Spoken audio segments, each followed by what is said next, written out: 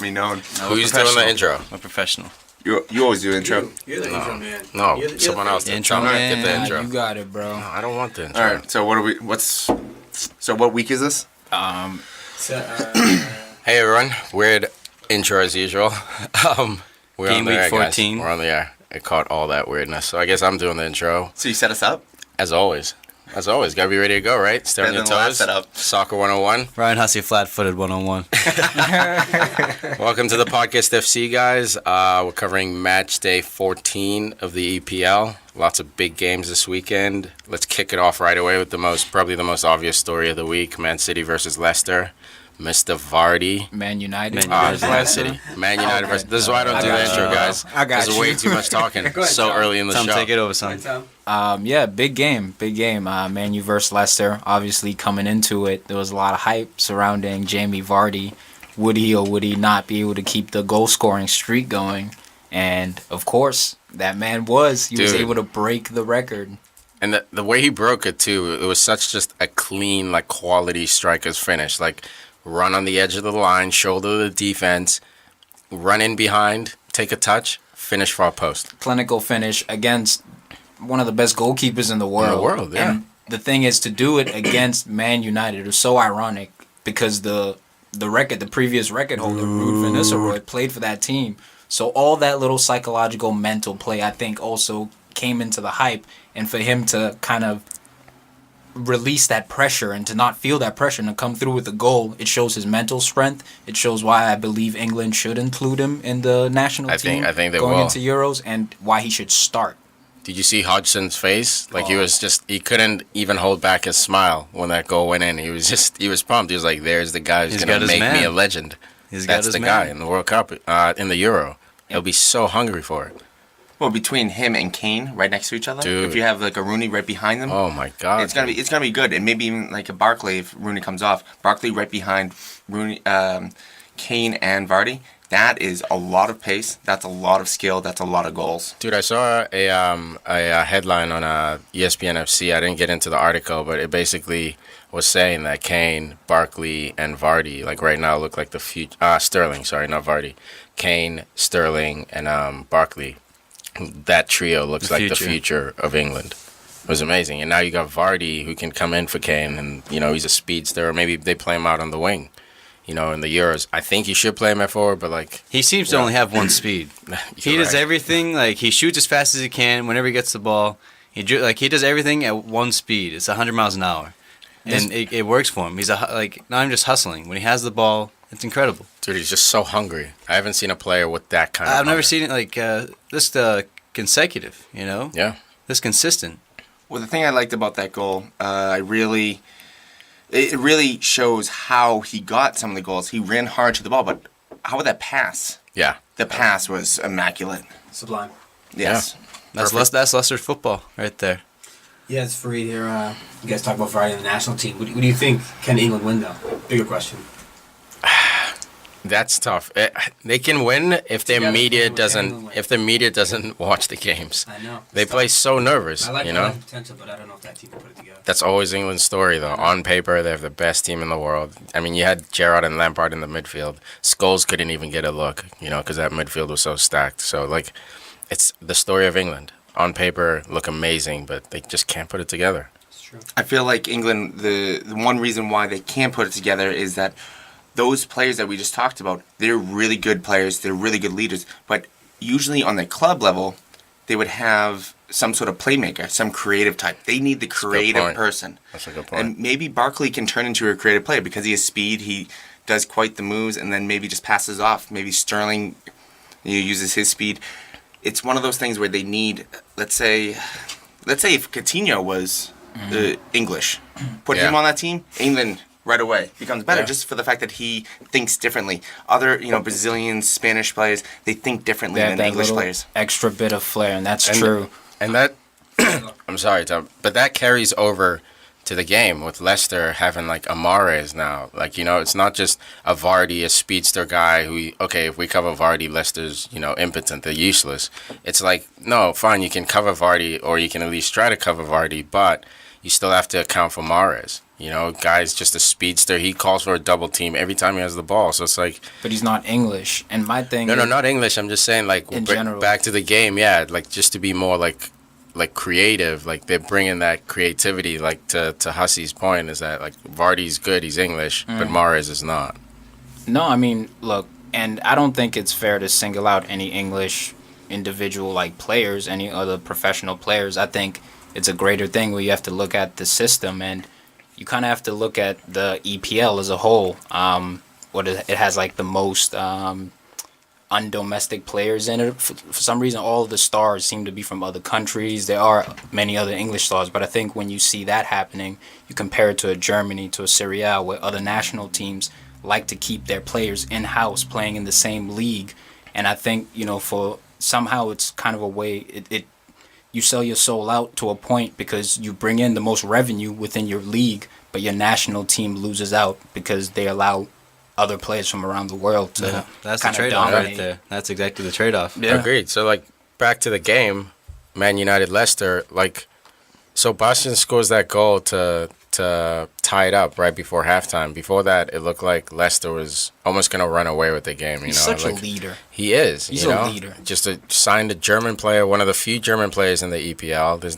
I was thinking about it. I didn't quite look it up, but there's bro science. So guys, Michael feel free to Ballack look is it up. one. There are very few. I think we're Yeah. some more Bastian playing. Yeah. They need him. If he's in Well, the team, that's why. Hey, Carrick's out. I told you, man. Well, Like, Carrick's in. He played. Oh, he played? Yeah. He played with Bastian, and they did well. Actually, they do. Usually, them together, in my opinion, is too pedestrian. Like they're both too slow. Like they're good players, but you they can't pair him with Carrick. but Good they thing, did. no, It good worked. thing you brought up It- Carrick, because interesting stat here. When Carrick starts for Man United, come on. they win 82% of the time compared to when he doesn't start, which is 32% of the time. And that's not bro science. That was legit stat. So just to think about that, Carrick does bring some sort of stability to that Dude, Man United I've been saying- midfield, regardless of how slow simple. he looks. Dude, I love. No, I agree with that. But the problem is that Carrick is slowing down. So they've repeated that stat a few times, especially last season when Carrick was hurt. Man down. Our soundproofing is falling off the walls, but we're gonna keep going. So what was I saying? Okay, Huss. Something about Carrick, bro. Oh yeah, so Carrick. So the problem is that he's starting to give away balls. You know, I specifically watched him for that because he hasn't been playing much this season. He's sort of coming off the bench, going for that more leadership role where he's more of a presence than a player. But he gave away a couple of key balls in the game, and his job is to not give up balls. That's why we win, because he doesn't do it. So I think he's starting to show signs of aging. He's sort the of thing is, off when the he pace. was younger, he was athletic enough to recover and get back defensively for those mistakes. Now you see him when you get caught in possession in the midfield, and you're going up against faster dudes who can cover that ground. It's more evident. Those mistakes are more evident. He's also had a couple injuries too. Just coming off one now. He hasn't been fit for a while. Not playing a lot of games. He is getting old. Yeah. It's a lot of things, and he's just slowing down in general. If you analyze that game, especially the first half, because that's where the goals really took place. Leicester City was all over Man United. Man United could not pass out of the back. They were struggling. A lot of loose balls, loose passes, going out of bounds, and then they concede the goal. Yeah. Vardy steps up. Everyone has this belief the stadium's going nuts, and then that one leader right before half, off of a set piece goal, corner kick, Schweinsteiger just kind of settles the crowd, and you need players like that to step up. It was amazing, man. Schweinsteiger, I feel like he's finally picking up on the pace of the EPL. He had a couple of injuries for the last couple seasons, so that's part of the reason why he's been struggling at Bayern, and they sort of they didn't get rid of him, but they parted ways, So I think he's finally feeling more confident. He's healthier. He's picking up the pace. So You think we're gonna see more goals though?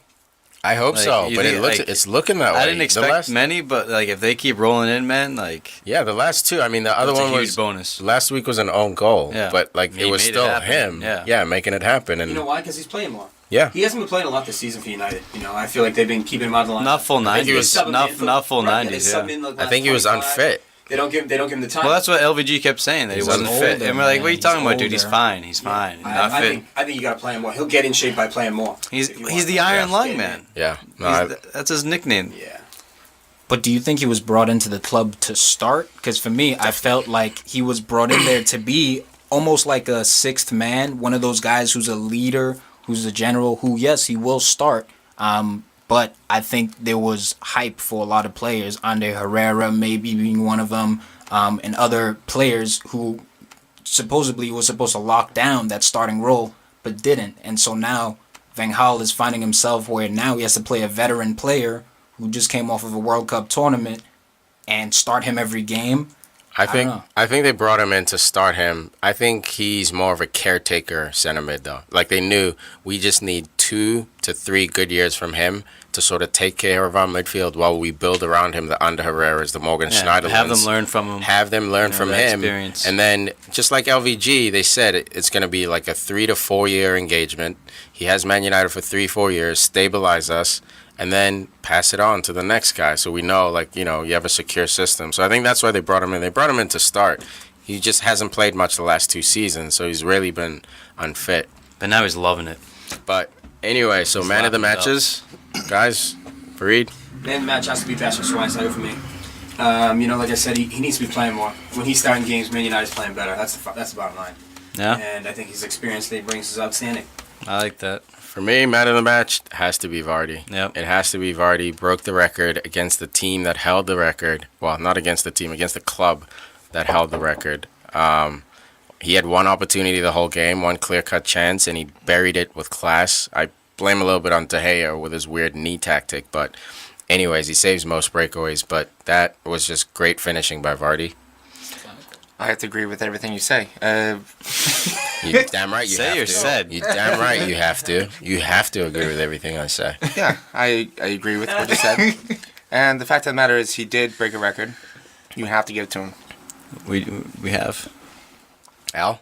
I agree. Yeah, I don't know how Free didn't, but yeah. Yeah, Yeah. so not all of us did. Vardy, man. Vardy takes it all the way. Huge mental strength. Yeah, no, I like it. You know, Farid had a different opinion. That's why it's an opinion. Hey, I love Yeah, it. cool. I love that you're supporting a Man United Yeah. player. I love to hear from a Chelsea fan, you know? I was just shocked, you It's know? beautiful. I like All right. the players, you know? Next game, Bournemouth, Everton. Talk about dramatic. This is why we love this league. EPL at its finest. Yeah, this is football, man. Just when you think it's over. This game, this was the game of the weekend for me. Hey, first of all, I just want to say, great refereeing. You know? Great time How so? allocation, What do you mean? you know? What do you mean? Stoppage time with the goal that happened. Like, he let the game play out, you know, they scored a goal, it's like 30 seconds. Let them have a chance. I don't know how Everton fans feel about that. I'm just saying. Wait, before we get to that, so the game was Justice. 3-3. Basically, in a nutshell, to give you an outline why we're sweating this game, there were, 4 goals scored in the last 20 minutes of the game, right? Yeah. Everton was up 2-0. Bournemouth tied it 2-2, I think, goal in the 80th minute. And then 95th plus. And then 90th minute, Everton scores to go up 3-2. Fans rush onto the field celebrating with Barkley Tackled Barkley. Barkley scores the quote-unquote winner. They added 3 minutes because And this game is more time because of that fan interruption.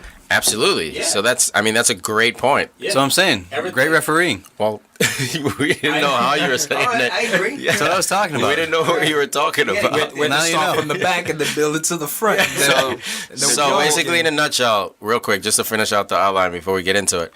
So Everton fans come on, celebrate with Barkley. He's the new hero. 95th minute, it happens. Ref adds on time because of that celebration. Bournemouth goes off, scores the game equalizer. Fans Last go touch- nuts. last touch of the game. Last touch of the game, ref blows the whistle. Game tied 3-3. Go. So the goals for Everton, it was 2-0, 25th and 36th minute. And then the last 4 came at the 80th, 87th, the 95th, and the 98th. So, I mean, that is how the game, it's amazing how That's it a happens. ridiculous game. How many goals is 4 that? dude? goals. 4 goals in the last 80 18 minutes of the game. Yeah. Yeah. So dramatic. And if you were watching and you were an Everton fan, my heart goes out to you. I feel so bad because Ross Barkley pulls off some lucky, it was skill, but man, that finish just snuck under the goalie's leg And It was a fortunate finish. It was a fortunate finish, and the dramatics. I was so excited at that point just from seeing a beautiful game of footy. Yeah, a game winner. Dude, I'm a Man United fan. I'm sitting there with my girlfriend. I see that goal. I just started jumping up and down. Like I'm not even sure why, because it's like it's not my team. I'm a diehard United fan, but like a great game. It was just the beauty of it, man. What does it say about Bournemouth though as a club? I mean, Character. You see their, Bags of yeah, character. just integrity. Like they look like they're working hard. Like I really like to see a team that doesn't give up ever. Dude, I have a soft spot specifically Yeah, for me too. Bournemouth because I have a guy named Tekela on the team. That's my name. That's my legal name. Everyone calls me Tiki, but that's why I have a soft spot for Bournemouth. They signed a guy, a South African guy, named after me. It's great. Named after you? Named after me. Yeah. Man, that was so dope. I mean, I think we're starting to see out of this game just a few takeaways. One of them we mentioned earlier, Bournemouth has a lot of heart, a lot of character. Another one is Everton has some young budding stars who are really beginning to develop and come into their own. Two of them, Romelu Lukaku, who I believe should have never been let go from Chelsea, and Ross Barkley, the young English international, who honestly could change the scope of the English national team if Agreed. he fulfills his potential. Agreed. Now, would you prefer Barkley to stay with Everton? Yes. Me too. Develop until he's about even 26, 27. Great He's really age to become leave. a I can't pro. believe he hasn't left. I Yeah, can't but believe they will still that have happen? him. Will that happen? It won't with the way Chelsea's playing right now. And I think they would look to sign an English player, like sort of get the media back, or quote unquote get the media back on their $30 side. million on the table for him. 40 million. No, you're gonna need more than that, I mean, dude. even if they- Lukaku's quoted at 45, they said. Is that what they said? So yeah, He would Barkley's gonna be 50, slide into 60. that team Well, I like Gary Cahill. But It'd slide right in, you know. Yeah. A team, a Wouldn't team will break come up with stride. money, and they'll drop some ridiculous. Yeah.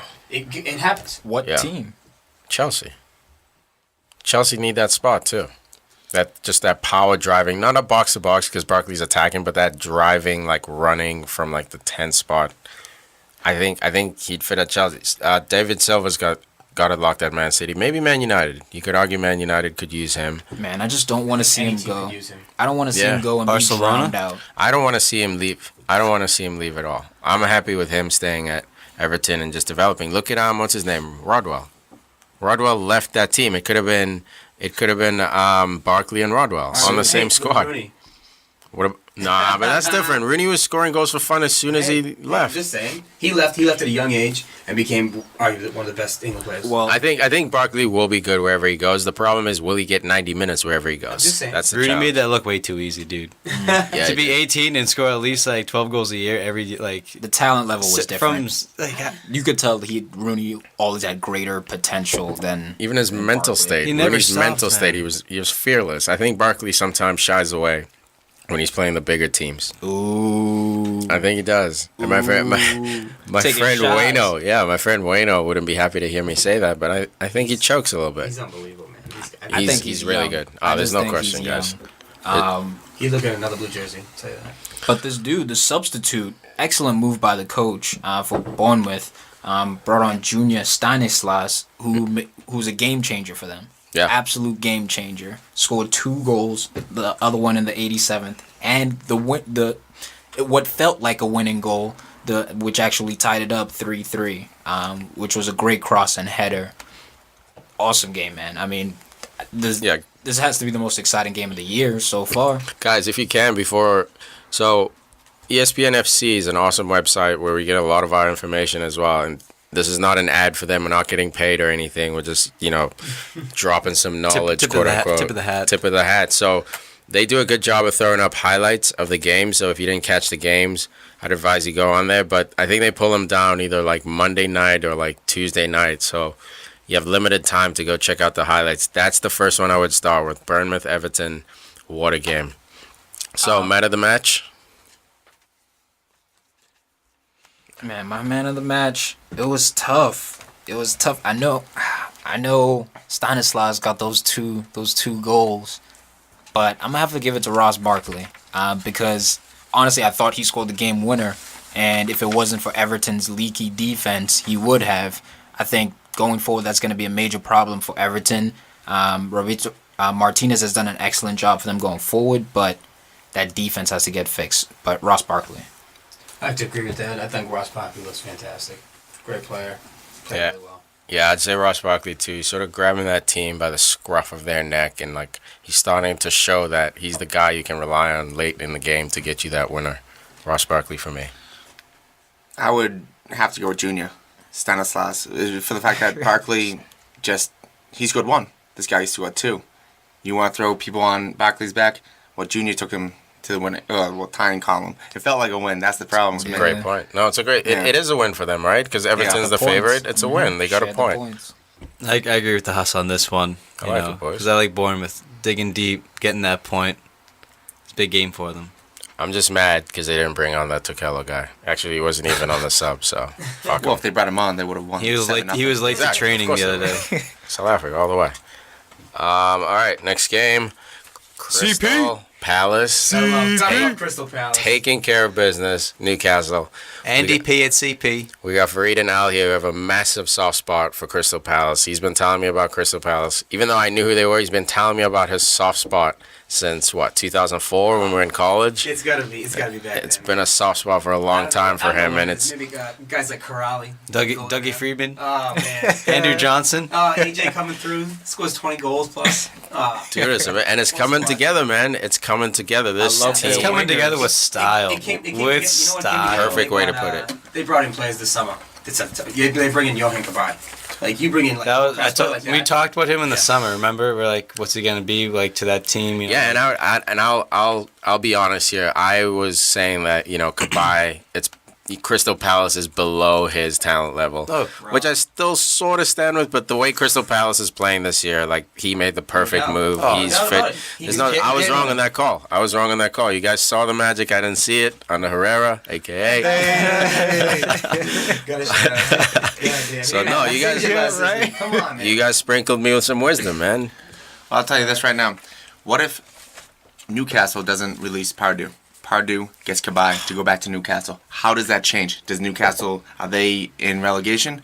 No. Yes. Crystal Palace, are they? too late. Pardew is a hell of a Dude, manager. too late Alan, for that. this is justice too for late. those managers who were wronged. Alan Pardew should have never been fired from Newcastle. Newcastle was struggling. Why? Because they let go of guys like Kabay. So like Demba like what do you Oh, the top expect? goal scorers, yeah. Like they should have kept him. The fans hated him. The fans He hate brought the them owner. in too. He brought in these random people. Dude, it was Frenchmen, the French. you What was know? it called? The French, not French assassins, but whatever. They had French like a Connection. French connection, dude. It was It kept my boy Papis though. dude, Sissoko, all those players. Like it was just all French players carrying that team, and then Chuck Tiote, he should have gone. Such a soft Dude, spot. he should have gone to Such a United. soft spot. He should have just gone to United, been a ball winner. He said Just win the he is. ball. Forever, He can still dude. come and play there. I'll take him any day of the week. Check Tiote. Well, side back. There you go. It's actually not Yeah, a bad man. show right there. It's not, right? It's just a He's ball winner. beast. I think it's too late now in Van Gaal's system, but at the time with Fergie, when we needed some Bruiser. muscle, a bruiser, was a dude. And he could bruiser. score too. His work rate. But anyway, That Arsenal game though. so Why you gotta bring up bullshit? Why you gotta bring up bullshit? Nah, It's man, Chet, I love Crystal Palace's wingers, Zaha and Bolasie, who actually is playing more in a central role now. Why do you think Zaha's playing better?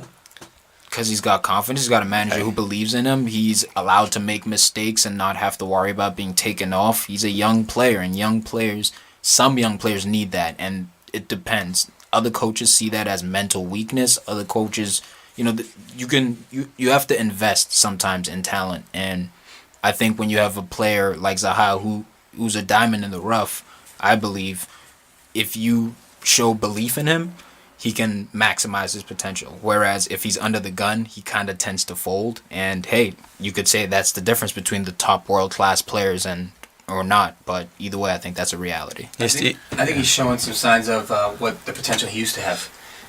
It's taken him a while to kind of get back to that level again.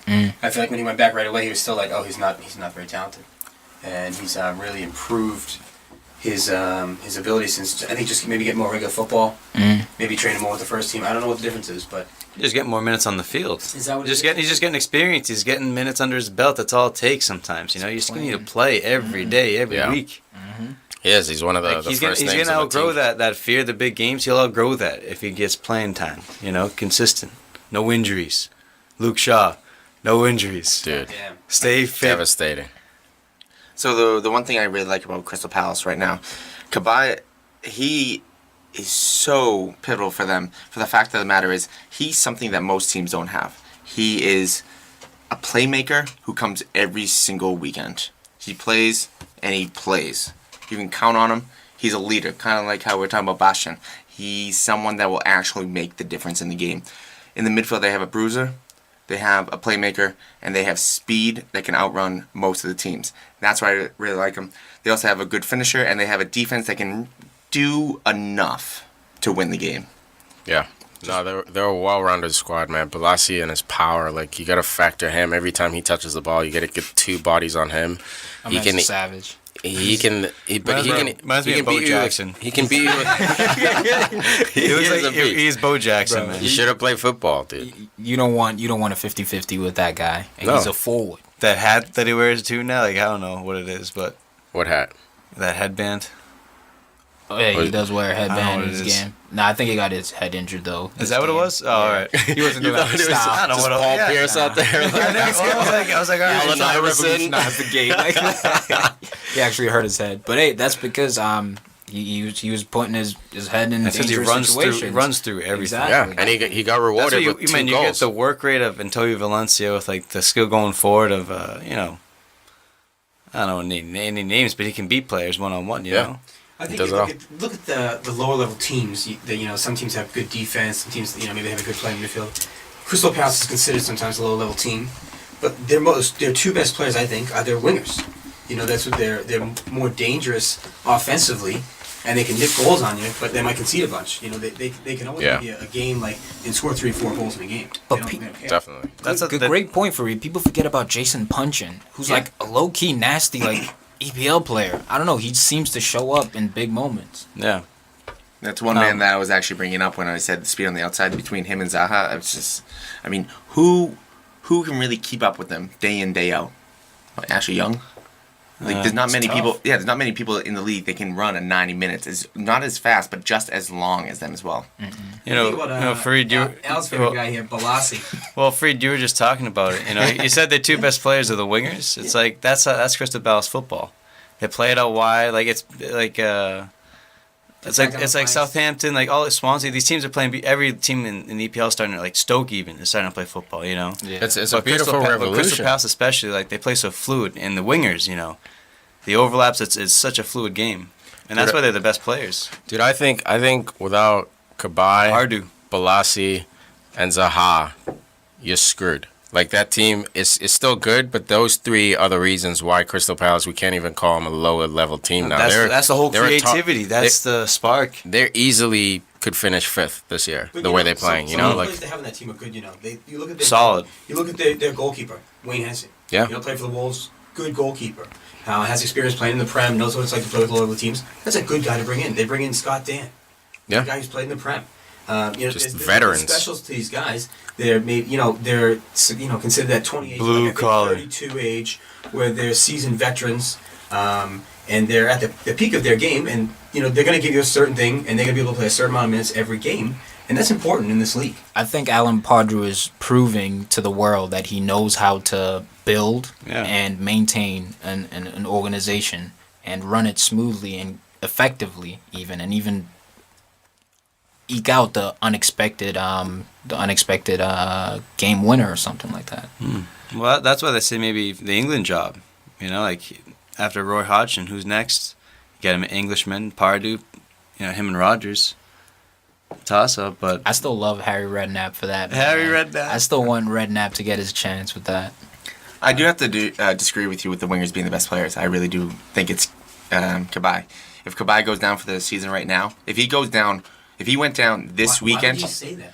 Well, no, I'm saying if he went down this past weekend. When he goes down, I think Crystal Palace finish. Where the hell? I think they finish on the lower half of the table. I'm thinking 12th. If he goes down now, that's how big he is. Well, he's one of those. Remember when we were discussing last week those center midfielders who kind of tend to slow the game down for your team, even if it's just for half a second. He's one of those center midfielders, and I think that's the point Huss is making. Is he's that vital from the transition from defense to midfield and from midfield to offense. A central midfielder is he's at number. He's at number 10. Yeah, So to wrap it up, 5-1 Crystal Palace, man of the match for me. Spanking. For me, I'd say Balassi. You know, the power, the problems he caused, the back line, 2 goals. He was a problem for me, Balassi. I have to agree with Tiki. I mean, Yana Palasi has just been just watch him. He's fun to watch. Yeah. It's my guy. Yeah. I don't know what club he'd fit in, but Balassi for me as well. I don't know. Interesting to think about. Balassi. Johan. I like Oh, Balassi. Yannick, rather. I like Balassi. Just to bring up a real quick point where you said Balassi, you don't know what club he'd fit in. The same thing with the Barkley. I kind of wish with just stay where you are. Sometimes you're better just staying and making that team better. And just that's a quick point, not to bring up another topic. All right, so we'll wrap that up. 5-1 Crystal Palace beats Newcastle. So we'll get into City. Man City hosted Southampton. Man City 3-1. What do you guys think of the They game? needed a win. And honestly, they got a big win. Only really top 4 team to get a win this weekend. Yeah, they took care of business, man. I mean, every week, like, there's questions of, company, can they keep a clean sheet? They were saying a stat that they haven't kept a clean sheet with if company's not in the lineup. So there's all these questions. Aguero, will he be healthy all year? And so far, you know, they've proven they can still win without those guys. Yaya Toure now, it seems like he's taking his hibernation. Like, he's not playing well at all. I just think Torre's aging, but just interesting to start. Even the beginning of the game, Willy Caballero got the start over Joe Hart, and I was wondering, was he injured or what was going on? Even Caballero had a great performance. Well, eventually, yeah, they did say Hart was injured, and that's the first. It was a crazy stat. They said that's the first ever game Hart has missed because of injury. Really? He's been rested, he's been dropped, he's been rested, but he's never missed a game because of injury. Yesterday was his first time ever. Unbelievable stat. I think it's interesting the lineup Man City puts out. You look at their midfield. Instead of having Torre sit back, I think they had him in a more aggressive attacking position. They had Scott put him Sinclair. up there. Scott Sinclair was playing, and I think that allows Yaya Toure to play more free with less defensive responsibility, and I think he's more effective to the team like that. Yeah. Maybe he just can't get back as much, whatever. Sinclair, you got to get Sinclair more time. I think that made a big difference in the game. You mean Delph? Fabian Delph. Sorry, Delph. Yes, that's my Fabian Delph. Yeah. Racist. My bad. Man. For me, when it comes down to Dev, this is his second start. The only other start that he had was against Real Madrid in Champions League. Well, he's been hurt. Like, he just came back, basically. He got hurt, I think, the first game of the season or preseason, one of the last few games of preseason, if I remember correctly. He was hurt for a while. So he was hurt. He was out, almost 3-4 months. So now that he's back, they're playing him. Well, I understand that, but it's just still, he needs to get time. Was he hurt during the Aston Villa game? Because he was a substitute. Yeah, because that was that was his first game back. They didn't want to give him a full 90, but they started him this weekend. Yeah, because he subbed on. He was a sub for the last 3 games before this past one, and it's just one of those things where if you buy someone, why put him on the bench? If you buy someone, bring him in. I'm telling you, I'm telling you, in this case, he was hurt. No, I understand that. Yeah, he's hurt, but you think he's going to be starting from now on? Yeah, he is. I think he is, man. Torre, Delph, Silva, De Bruyne, Raheem Sterling, Aguero.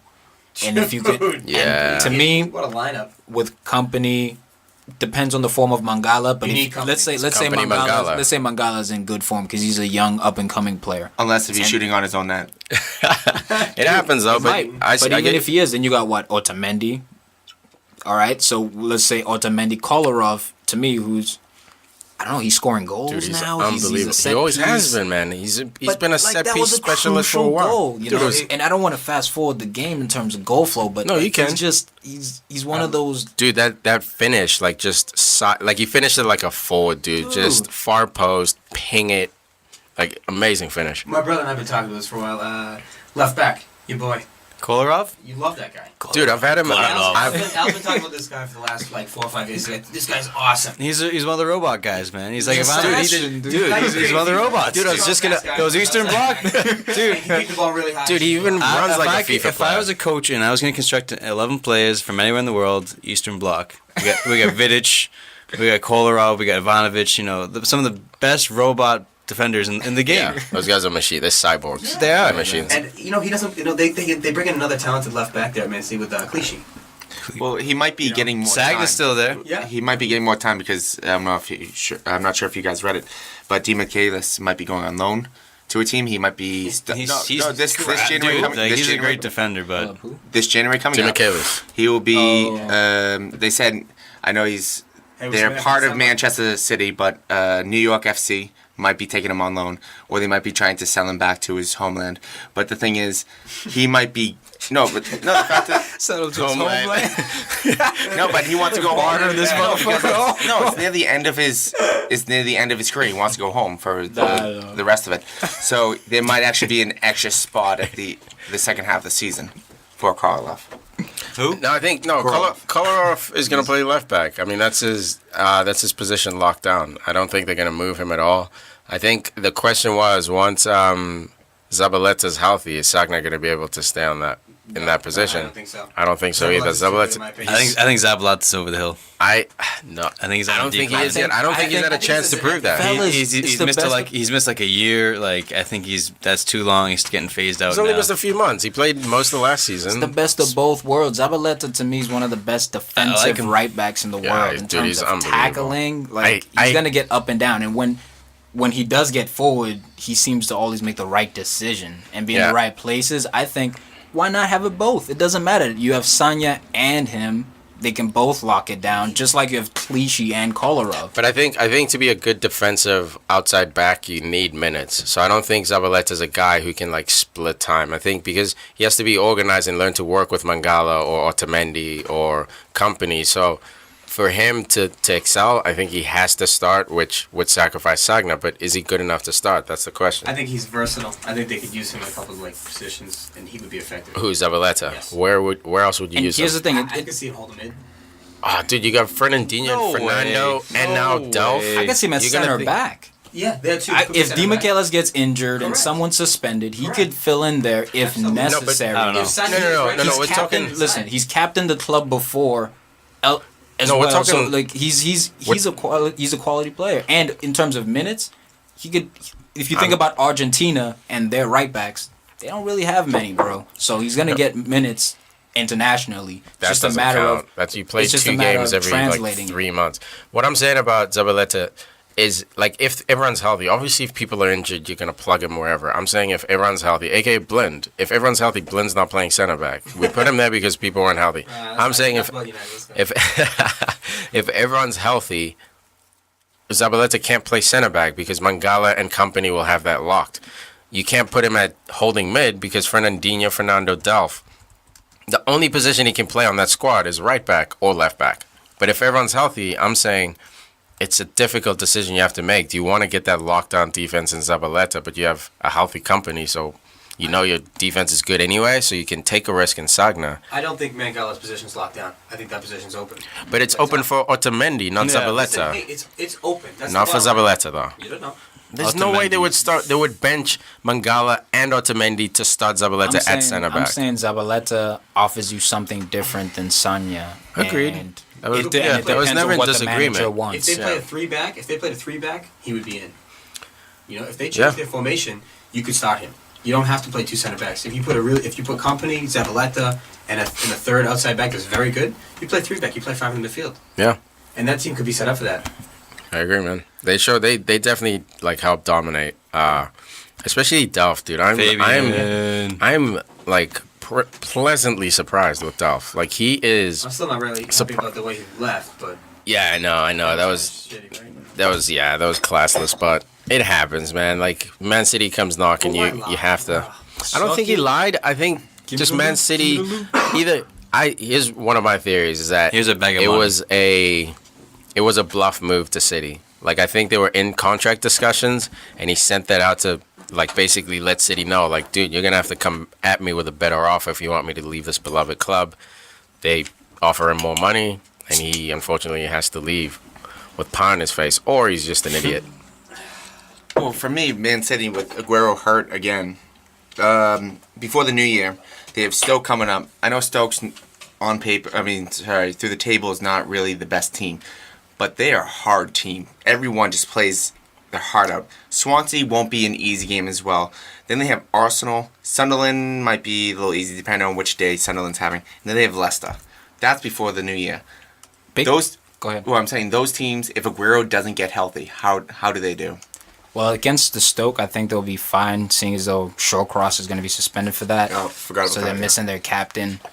They might be able to be exploited. But going forward, I'm not too worried about City, man. I think especially if Delph can find fitness, David Silva, now we see has returned to the squad. So even if Aguero is hurt, they'll find goals. Once you have Silva, I think you can't be missing Silva and Aguero. It's the Your offense defense is they mute. need to worry Hey, about. you look But like across- once you have those two, I think you're forced now to respect City mode because when they have the ball offensively, they're going to pin you in. And rather than right now, they can't hold the ball in the other team's final third because they don't have a Silva with the intricate movement or an Aguero. Which is why the defense is struggling. I think you look across the league. They were the only top 4 teams this week and they won.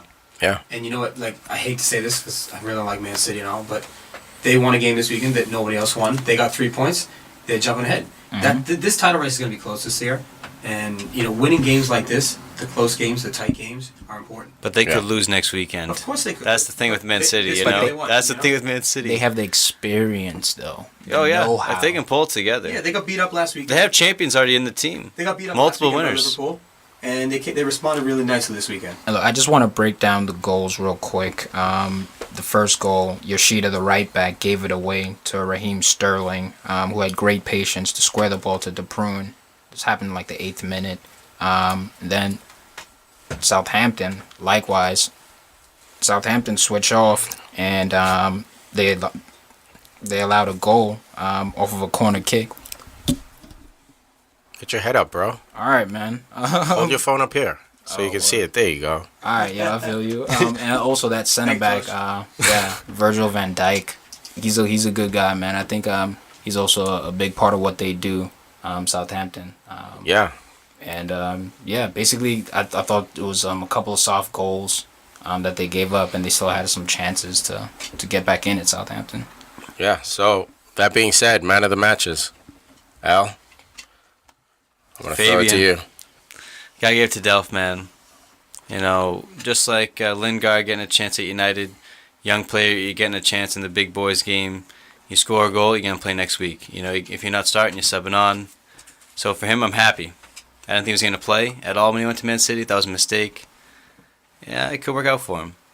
Man of the match. Yeah. For me, I'd go De Bruyne, man. This kid, every week, De Bruyne.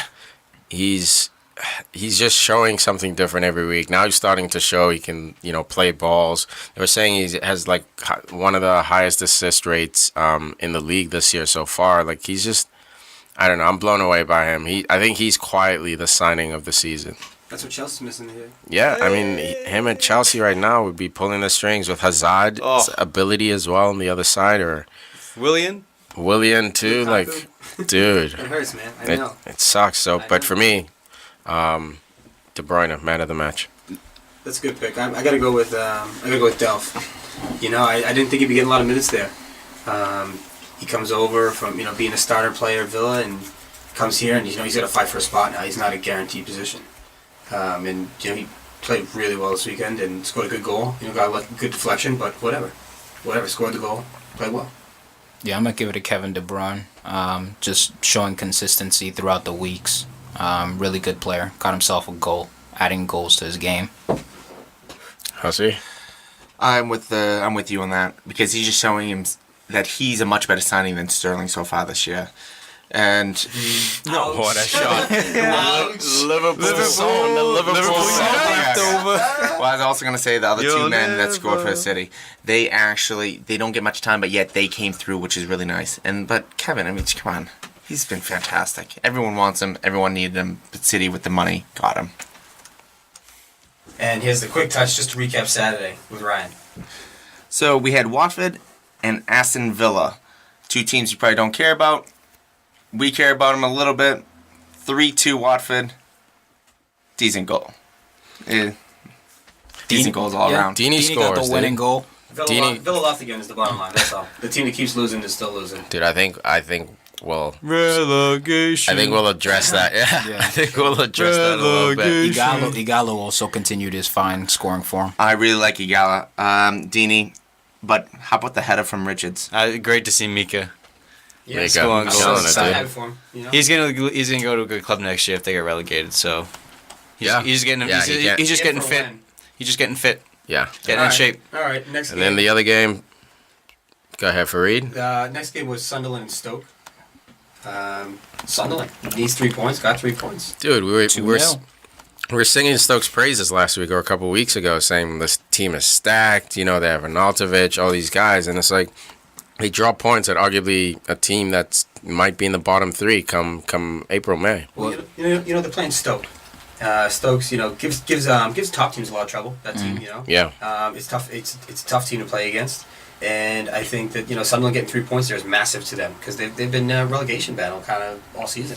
Their entire history. Yeah, It's a definitely. disappointment because Shortcross, their captain, got a red card, and that was a big part of the reason why they lost. He would have been in United shirt, wouldn't he, Tiki? I wouldn't mind him. I think he was a United youth, like Yes, a he reserves was. player. Yeah. Stoke bottom. Yeah. They signed him to a 68. Bill, Shoulda he's kept a, he's him. a Gary Pallister. Should have kept. Him and Jones in the back. Yeah, assholes. get rid of Evans. That'd be We should have incredible. kept. We I'd should have still kept Shawcross and got rid of I'd still Evans. Who? Shawcross? Oh yeah. I don't He's know. older now. So He needs lost to his learn a step. few things, He's a murderer. And he missed out. You Yeah. just put him on there. Yeah. Well, anyway, so that was the Saturday game. Sunday games opens up with quite the matchup, dude. Spurs, Chelsea, huh? 7 a.m. 7 a.m. ready to go, dude. I was Right hungover, struggling, in pain. Like I love soccer, so like to get up for soccer is usually not a big deal. But this I went to bed morning, early, so I wouldn't miss it. like Christmas, I was like, oh man, it's 11 o'clock. I gotta go to bed. dude. Dedicated Chelsea fan. I love it. Like the it's a first day London of derby. school. You can't miss a London derby like that, you know? He's skipping class, I think you got cutting work. the way Tottenham's been playing Yeah. is very attractive. It's very attractive football, and I think their coach is a big reason. He's inspiring them to play. a certain Mauricio style. Pochettino. Yep. Oh, he's beautiful, and watching the game was really enjoyable. Like I thought Chelsea played. I thought Chelsea played well. They played Jose football. Super. Did you see how organized the backcourt line was today? I thought it was great. And they just played solid. They had all three forwards tracking back, defending, playing defensive football today. Yeah. And they created the one moment to score. Hugo Lloris, arguably one of the best goalers in the world for me, makes a save that not many goalers I don't think could make, and that saves the game. But that was Chelsea's play the whole time. It was very defensive, and they playing away at White Hart Lane. Is Back tough. to their old ways. Hey, Yeah. You know what? That's three consecutive games with shutouts. That's what Jose wants to prove. What do you think about Diego Costa not getting the start? Sends a message. Hey, What's the message though? Because he reacted whatever message Mourinho's trying to react. Did you see Jose after the game? Did you see what he said? No. Well, before that, so Costa didn't get the start, and he didn't get a chance to come on as a sub either. So he was warming up, got bored of warming The up. way he was warming up. He was warming up like crap, not even trying. The commentators even pointed it out. He's just standing there, sort of lollygagging around. Then eventually he realizes he's not going to get any minutes. He walks over to the bench, nonchalant, rips off his vest, his warm-up Penny. vest, his penny, and just flings it over his head at Mourinho. Well, I don't know if it was specifically at Mourinho, but it was in Mourinho's direction. Just flung it over his believe head. it was because when you see him walk up the steps, and then he's taking off, and then he stops. He takes it off, and the way he threw it over, it's almost like he was aiming for it. The way he knew where if he throws it with his right hand, he's almost aiming. 'Cause it's just one of those things where it's childish, it's immature. One of those things you have to nip it in the butt before it actually gets too much. If it goes further and further and further, it's going to be a long, blown-out thing, and it's actually going to be more of a distraction come February maybe. But the thing is, you got to nip it in the butt. Worse comes worse. I mean, a manager has to cut his slot. I mean, he's a really good forward, but if he's going to act like that, you really have to decide whether you want to keep him or not. Imagine it landed on Mourinho's head. Like, what do you do, as a Dude, manager? that would have Everyone been says that. so great, dude. If it That'd landed been a on his meme right head, there. That would have been story of the year. I think Mourinho Funniest would have. meme of the year. I think he would have swung on him, dude. Here's my biggest problem with it. He goes and does that, and then he goes and he sits down on the bench. And I don't know if you guys caught this, but Ryan and I talked about it today. He sits down on the bench, and he sits next to John Obi Mikel. And John Obi Mikel leans in like a little kid and starts laughing. He's like, oh, that was so funny. And I was so mad at him. I'm like, you've been there for 10 plus years. That's You're a Mikel. veteran. That's Mikel, I was like, dude. dude, no, if my team Still, did I hate that guy. I would absolutely annihilate him. I'd be like, what are you doing? Yeah, That's a disrespecting great the Chelsea club. I player. was like, dude, don't ever do like that. He leans in like a little kid, starts laughing. That really bothered me. That was the thing. I was like, Sulking. Jose came out. He said if you wanted to throw a penny at me, if you want to throw something at me, he wouldn't throw a penny. Like that's not gonna hurt me. So I think Jose kind of played it off like it's not a big deal, but I think he's gonna label him behind closed doors. Yeah. I think that's what's gonna happen. Do you think he starts next game? Probably. Yeah, I think Mourinho. Unfortunately, Mourinho's in that position where he has to be all business. Like even if he's trying to prove a point, he even said like, "I've arrested everyone. I've sat everyone, and they've responded well." Fabregas seems to be finding his form. Hazard seems to be finding his form. So it's like Costa was your turn. That's how That's what Mourinho's spun it in the media. That's Like what he said after the game. And that's a good point. He goes, he was obviously theatrical. He goes, John Terry, he gets on the bench. Gary Cahill, the assistant captain of the England national team, sits on the bench. Cesc Fabregas sits on the bench. And he's going through his whole lineup. Yeah, he Everybody rested sits on the everyone. bench. Everybody sits on the bench of this team. And he was just kind of like, that's just the way it is. And, Costa's reaction is obviously childish. But I think he makes a point. They went out, they played defensive. They didn't play with a striker. Did they play better without him? No. I think they looked better, but they didn't get the win. So Well, I you mean, could say no. They had far less possession of the ball, and they like to play direct. They like to play to the target forward, play high, and when the target forward is Eden Hazard, who's 5'7", 5'6", you're not going to get a lot of those balls, and that's just the way they played today. Such a great player, though, Eden Hazard. The fact that you could just put him in that role for a full 90 and he can get you through and still even be dangerous. They interchange, and it seemed to be that they were playing a fluid kind of formation where no attacker is locked into any sort of specific position, and I think that really benefited them to some degree. Yeah, I think that's good. I think those are all good points, Tim. And tough game today, 0-0. Back and forth. There was a chance at both ends. Tottenham plays really attractive soccer. Tottenham's coming in their own, man. Bailey, Christian Eriksen, some of these guys, really looking like playing some of the best football I think in the EPL. It's Christian Eriksen's such a threat, man. oh my god. Got a great right foot. And now we're going to send it over to Farid with the quick touch. No. That was It was Spurs. No, it was Spurs. Chelsea, man of the match. I thought doing the No. Quick touch, not yet. We're just Rewind. finishing up with Chelsea Spurs. Sorry, guys, we had to pause. We had technical difficulties, so I know that was a weird jump, but we're back. We're finishing up with Chelsea Spurs, man of the match, Farid. Chelsea. I mean, for me, the game at the end of the game, they gave it to Hugo Lloris for making the brilliant save off Hazard. But for me, that's not. I mean, he makes one unbelievable save. That's not. You shouldn't be the MVP of the game. For me, it's Ivanovic. Wore the captain armband. Played like it. Defensively, played really well, really organized, and the chance they did have create going forward was off of a ball from him. Getting forward and attacking a dangerous position, whipping a ball across and Hazard with a beautiful strike on the volley. But for me, it's got to be Ivanovic. And, he had been struggling for a long time up until this point. That's right. Had been in terrible form and nothing that we expect from the likes of a player of his class. People were questioning him. Yeah, but I'm still going to have to disagree with you. I'm That's going okay. with Hugo Lloris. Made a game-winning save. But not only that, but just how he controls his 18-yard box. He commands it. He's calm on the ball. That defense trusts him, and that goes a long way. Al? I got to give it to the goalie as well, Hugo Lloris.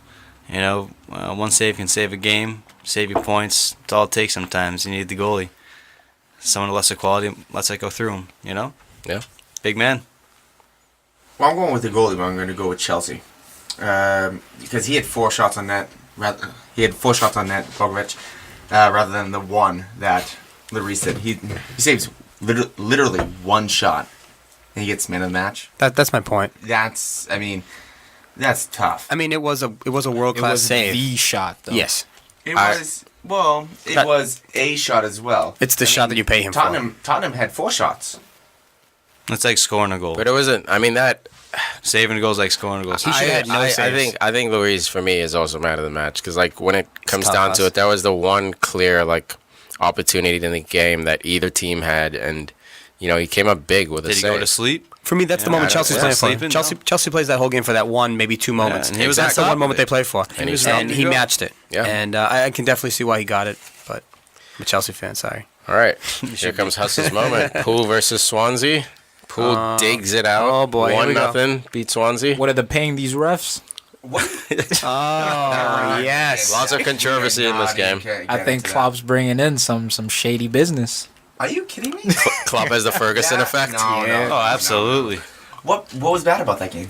Not Dude, the game, but that controversial. the major call, dude, like that handball. You mean that one where a defender ran at the ball, spun around in the air, trying to block the ball with his body, but he also put his arms out and he hit it with his arm? Yeah, he didn't mean to hit it with his arm, but he meant to hit it with his body. And he extended his arms far enough away from his body. Okay, everybody. Right now we're talking about the penalty decider of the Poole Swansea game. It was 1-0. One thing I could not digest. Wait, time out. So do we all agree that it was a PK? Yes, I do. No, I know you do. You don't What speak I'm for saying everybody. is, do we agree? Like, or are you guys like, no? Yes? I'll disagree with it. I can go either way, but like No, go with what you think. Like, was that the right call or not? it disrupted the flow of the game. Certainly, you know, like Liverpool could have earned that goal a better way. They should have had to work harder for it. But was it a PK? Black and white. PK. Yes, no. Slapped his hand on a cross in the box. It's a penalty. Penalty. Tom.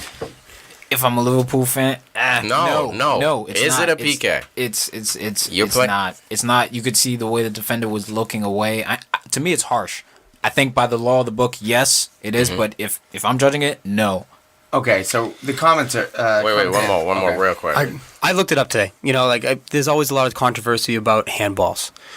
So I went on FIFA today and I was like, I've read the rule. Let me look at it again. Yeah. And it states that anytime they handle the ball deliberately, Yep. that's what it is. If you don't handle the ball deliberately, it shouldn't be a handball. If it accidentally hits your hand, that shouldn't be a handball. However, the EPL. Their way of doing it that I see is that if your hand is in an unnatural position. Yes. That's why you They see make a the lot call. of defenders tucking their arms behind their back. Particularly, I'm going to go, obviously, my team, Ivanovic. Everybody famous knows for that. He does it all the time. And, I get into debates about it sometimes. People are like, why is he doing that? It's, he can't run naturally. He can't move naturally. It's like, it doesn't matter. If the ball comes in, he doesn't want to be at fault for giving away a penalty. You look at how many penalties that guy's given away on the side. It's a very Barely small any, number. yeah. Very small number. And I feel bad for the player today that it happens to.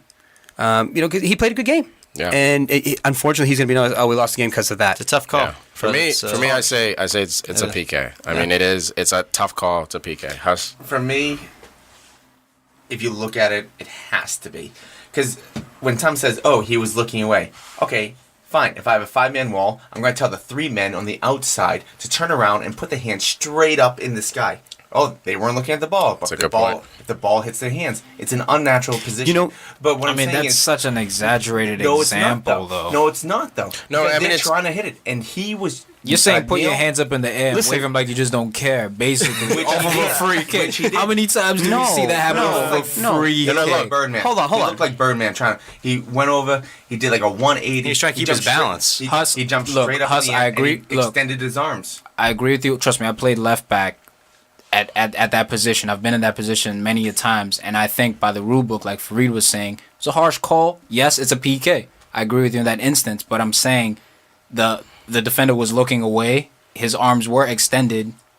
I think it was harsh. Listen, Look, it was a handball, but it was harsh. Yes. you're right. Here's what I see. I've watched the video. I watched it a bunch of times before I came tonight, and the way he jumps. When you jump naturally, your arms go up as a motion. Yeah. You use your arms to propel yourself up. Yep. So the arm comes up to help him jump higher to block the shot. Now, is his arm above his head in an unnatural position, or is it just part of his jump? It's a good call. It's a very gray area. And Ryan, I agree with the call today. I think it was a penalty. If I was somebody playing against Chelsea, I'd be like, that's a penalty.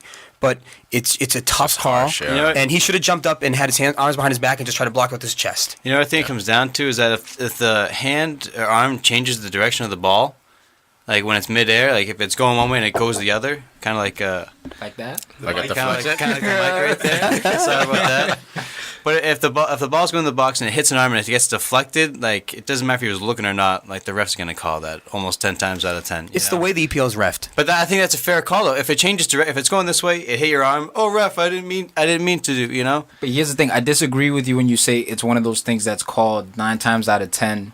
To me, it's one of those things where it's like when a field player interferes with a goalie going up to get the ball and the ref decides not to give the goalie the call and there's a goal conceded. To me, it's one of those things where we don't see it that often, but when we do, sides really become split. Yeah, well, that comes down That's a really good point, Tom. it comes down to contact, how much contact there was. You know, there's so many levels to it as a referee. You know, that's why it's so hard to get it right. Here's the difference. If he stayed on his feet and he ran out and his hand was by his side, yeah, I understand. But when you run at a ball and you jump up as high as you can towards that cross, what are you trying to do? Block it. Trying to Block it. And when he turns his body, his Yeah. arms extend. That's a good What point. is he trying to do? Block it. it. And what do you do? So Even he though blocked it with his arm, and that's the thing. He Penalty. blocked it with his and it arm. was subconscious. PK. It was subconscious. Yeah. He's trying to make himself as big as It possible. just sucks. Yeah, it does. It's It just- does. We don't see it often. But the thing is, you don't see it often. It is bad. But at the same time, the coach has to go over, the manager, the gaffer, has to go over to him and go, look, that was dumb defense. Yeah, learn from That was bad. All right, Like, well, let's I mean, from Neil Taylor, I mean, Well, you expect a little bit better. let's get into the game. You know, I thought that the first 25 minutes of the game, Dude. Liverpool, I was like, It was oh, brilliant. It was scary. I don't know if you guys scary listened. to watch. I was counting how many times you heard Lalana. Oh, he's looking Every good 2 again. seconds. The commentator's all over him. He's distributing balls. He's being in the right position. He's being so dynamic and so smooth too. Oh, He's oh my god, when he he's pulls the ball silk. back, pulls the ball back, Yeah. pulls the ball back, and then passes it, effortlessly, it's like, oh. effortlessly. Silky. It's really fun to watch him play because I've always liked him. Even when he was at Southampton, he's a great player, and you know he could I feel like he's finally getting back to that kind of form.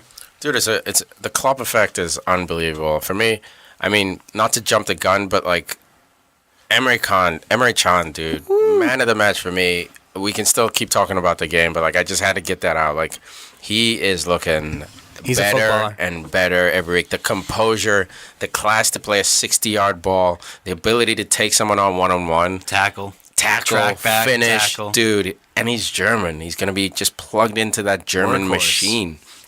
Dude, he's so much fun He's to played watch. center back, Engine. outside back, center mid. Guys, D-mid, like he's- Just put me in, coach. That's it. right. That's Just right. That's me his in. attitude. Just put me in. I'll take care of business. He's fun to watch. I like the way you guys are talking about how he can go anywhere. He really wants to play. The only thing that I really don't like about him, you can almost guarantee that he's gonna make a dumb pass at some point, and that is where he needs to just. I mean, he does really, really well. He's getting there. He's young, which I really love. 4 years from now, I really see big things happening from him. Who starts, him or Henderson? Oh, Henderson has to. I think- He's the captain, and that's another big. I think point. they both play. I think Klopp finds a way to keep them both. Where on do you the put pitch. Milner? Where do you put Milner? Imagine you have Outside something. outside, dude. No, Come I- on. Oh, that's easy. Right back. Ibe gets dropped. Yeah. Henderson comes in, you drop Ibe. Yep. And then you shuffle everyone around. Milner goes to Ibe. I like Milner in the central position. But I here's don't. the thing. Milner? Too With slow. Klopp's system of pressure, Just my you have style. Jordan Henderson who can run 120 minutes. And he's you a have box to Emre box. Can who can run 95 minutes.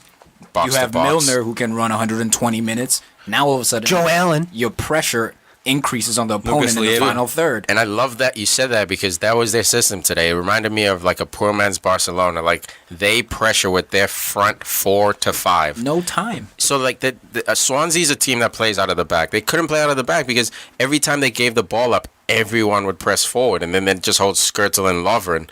So then they'd kick a long ball, and then Liverpool would just clean up. It's not only that. When they do get the ball, numbers go forward. It's Yeah. not, and I think Well- that's kind of the difference between Arsenal system's actually completely different, but the Barcelona and Liverpool. It's called More numbers get forward with the Barcelona with more it's called quality. hunting in packs. Yeah. So like the 4 closest guys to the ball are the guys who press one of them presses the ball, then everyone else sort of presses the closest man to you. So you force a long ball.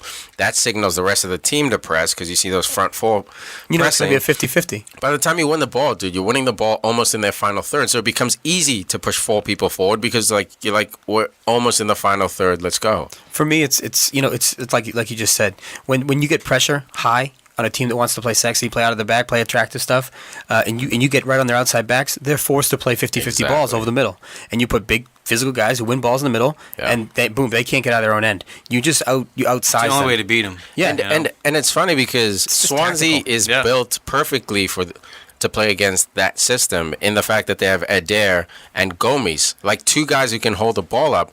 Big But guys. Liverpool was pressing so efficiently that even the defenders couldn't kick those long 50-yard balls, put it on Adair's chest or on his foot, because by the time it got there, Lovren was cleaning up, or Skrtel was behind, Lovren was coming in front and sweeping everything up. It was brilliant, dude. Ladies and gentlemen, this is the pressure that got Dortmund in the final Agreed. with Bayern Munich. Agreed. Now, of course, they did have quality players, but let's wait until This the is the summer system. transfer. This is the Let's wait until the system. summer transfer, because if he gets the players he wants, who can maintain the system and just seamlessly transition into the system, Liverpool might Dude, win it. if he gets a player like next year. like a Luis Suarez, like a nose to goal kind of player, Oh my Jamie God, Vardy, don't say it, dude. Dude, it's over. That's the type of forward he needs. Not a Benteke. As much as I like Benteke, and the commentator was saying it, he just slows the tempo down. If he gets a Mats Hummels, that's That's when it. I'm concerned. No, dude. For me, it's the forward. You look Yeah, at him at and he's that Dortmund. It's number the 9, forward. dude. It's the guy that always scores. He made Lewandowski. I think he'll either create someone, You can or coach or defenders. he'll attract someone. I think he's buying that 9 spot because it's Who's he buying? Sturridge. Who's he buying?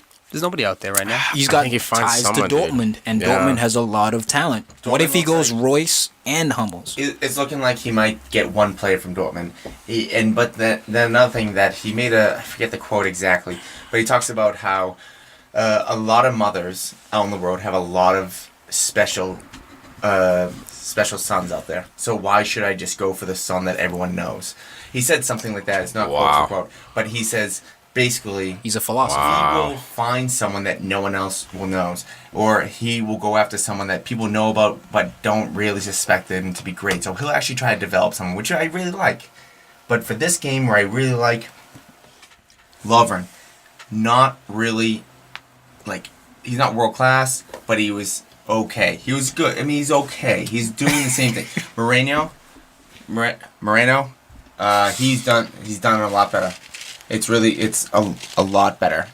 So when it comes down to it, he played really well on the left side. He moved up. He really challenged balls. That's someone I think will actually just really thrive under. I've been saying that forever. Klopp. Moreno should be getting more time. They brought him in for good money, and I always thought he was a talented left back, and then he got dropped into the Rodgers system. I don't know what he did or what went wrong there. Dude, But he's my first signing in FIFA. Every time I start a new career, I'm signing Lovren. Not Lovren. I'm signing Moreno at left back. Like He's nice. and I know that's a weird thing He's to say quality. FIFA video games, but like he's just a solid left back, and he doesn't get Dead like balls. you said, he doesn't get recognition the way he should. So last week we talked about Klopp and Lallana. Lallana comes off. Klopp gives him a big hug. You can see the joy. This week, Ibe comes off. There's I didn't actually see them exchange when it comes off. Should have scored, by the way. At the end of the game, Klopp's right next to Ibe. They're basically just hugging, they're talking, and they're actually having a great time. So it's almost like, do you think Klopp is taking one player off each game and really showing them individually? Ryan, I think it's easy to have a great game when you're winning. No, I understand that, but at the same time, though, what are you saying? What are you saying? Finish the question. Where I see him take off Lallana, and then this week, do you think he took off Benteke as well? Do you think he sees taking somebody off next week and just like really trying to individually help that relationship that they have? I think it's organic. I don't think he's like, okay, next week it's gonna be Jordan Henderson's turn to be subbed off and hugged. I think it's just if you played well, you followed instructions. Even if you didn't, if you gave him 100% of what you had, you're getting a hug. It doesn't matter who you are; he loves you anyway. So I don't think it's so much as like every week I focus on a player to help out. I think it's just if a player needs me, I got him. Like, I'm going to help him right there on the spot. I think it will be interesting to see how he behaves in the future, because I think he might implement that with maybe he's one of his youth players. I know Coutinho was out injured this week, so maybe, the fact that Jordan Ives stepped up and had a great game really meant a lot to him. But I think going forward, that's an interesting thing to look out for sure. Yeah. Also, something that was like reported on in the media as well is so Klopp called out in a press conference, called out Daniel Sturridge, and he basically, in a like paraphrasing, he was like, every player plays hurt, like not injured. You don't play injured, you play hurt. Everyone has a knock, pick up a knock in training, muscles are stiff. The season's getting to that point where like we're coming up to Christmas fixture, so he's like basically calling him out, like, yes, I understand you've been injured, but now like it's time to sort of suck it up. We're trying to work on a project here. And I think he's basically saying, like, I want you to be my number 9. Will you be able to, step up? You're strong enough. Will you? Yeah, can we rely on you game in, game out for 38 games for you to carry us? And if we can't, that's why I think that he's going to go out and get a number 9, because Sturridge, he's just not healthy enough to be relied on as the number 9. I have to agree. I think that's a kind of continuous about his whole career. He's always injured. He's always, overextended or hurting something. Gets in a good run of form, scores 7, 8 goals, and then boom, he's out. It's his only flaw at this point, really. Yeah. Yeah, I mean, the body flaw. just doesn't cooperate with him. It's tough. That's the biggest flaw to have. Your body just won't stay healthy. Like, you can be, look at Ronaldo, the old Ronaldo, not real Ronaldo. Oh, Like, 4 knee surgeries. dude, knee surgery, that was it. No matter how special you are, you can't, if your knees aren't working, you can't play. So it's like Sturridge, as good as we say he is, or potential to be one of the best forwards in England, I don't think we're not gonna see it, because he can't stay healthy, man. He can't string together a season. I disagree, because a lot of people were saying that about Robin van Persie for a long time. He can't come together. You're welcome. He can't stay. Hey, I'm you flipping. should thank I'm your flipping United on fans. you. No, you should thank us. We kept him healthy. No, we kept him healthy. For the season before that, he actually was healthy with Arsenal for the first time. One season. Dominated. Thank you. And how he did he came do? to us And and he was healthy. Then you snaked him. Yeah, and he was healthy with us. And he dominated again. Dude, what are you talking about? The season before you snaked him, he was healthy with Arsenal. Yeah, no, Yes. that's Then you a good snaked him. comparison. You had If him he for wasn't, 9 years. He was is he my wasn't, point. then fresher he wouldn't have. as an Arsenal. That's my That was only incredible. point. He was healthy because he knew he was coming to United. So getting back to Sturridge. Hey. So it's, Cunts. honestly, it's really when it comes down to it, it's just really nice to see him on the field. He obviously looked a little rusty. He's not.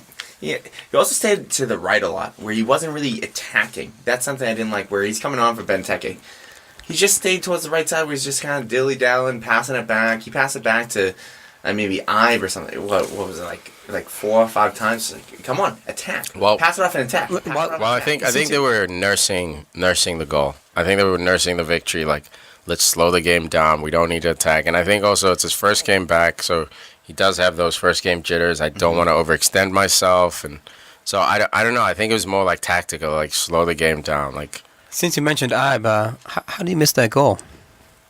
But the one where he kicked it a little too much on his last He touch. played well, though. He took an extra touch. yeah. It was so unnecessary. Yeah, it was. He really let me down with that.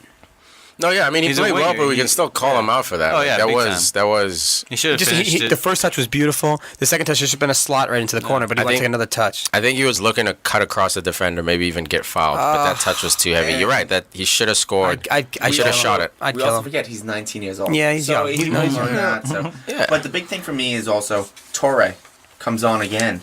Right, with 30 seconds. No, but it doesn't matter though. Colo. At least he's getting.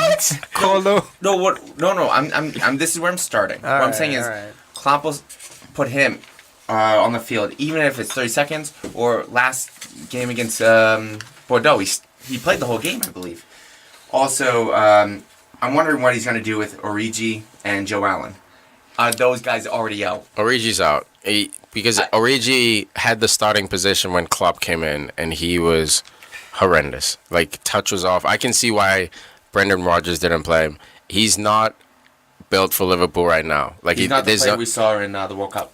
no, and I think that's also because he hasn't been playing under Rodgers, so he hasn't been on that big stage, so he's not quote unquote match fit.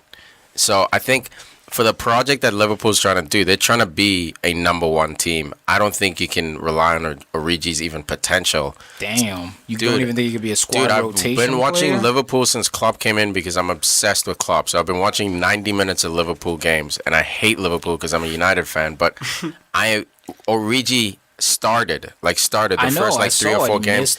Dude, a bunch of chances with the header, touches, off the corner. Intelligence wasn't there. Like he wasn't bad. But he again, could he's fit a it like diamond in the rough. It's like if I don't think Sturridge he's a keeps diamond going in the down, rough. do you sell Sturridge, get that value, and then just keep Origi I don't think he's a around? diamond in the rough. I just think he's too rough to be top, like a top 4 level forward.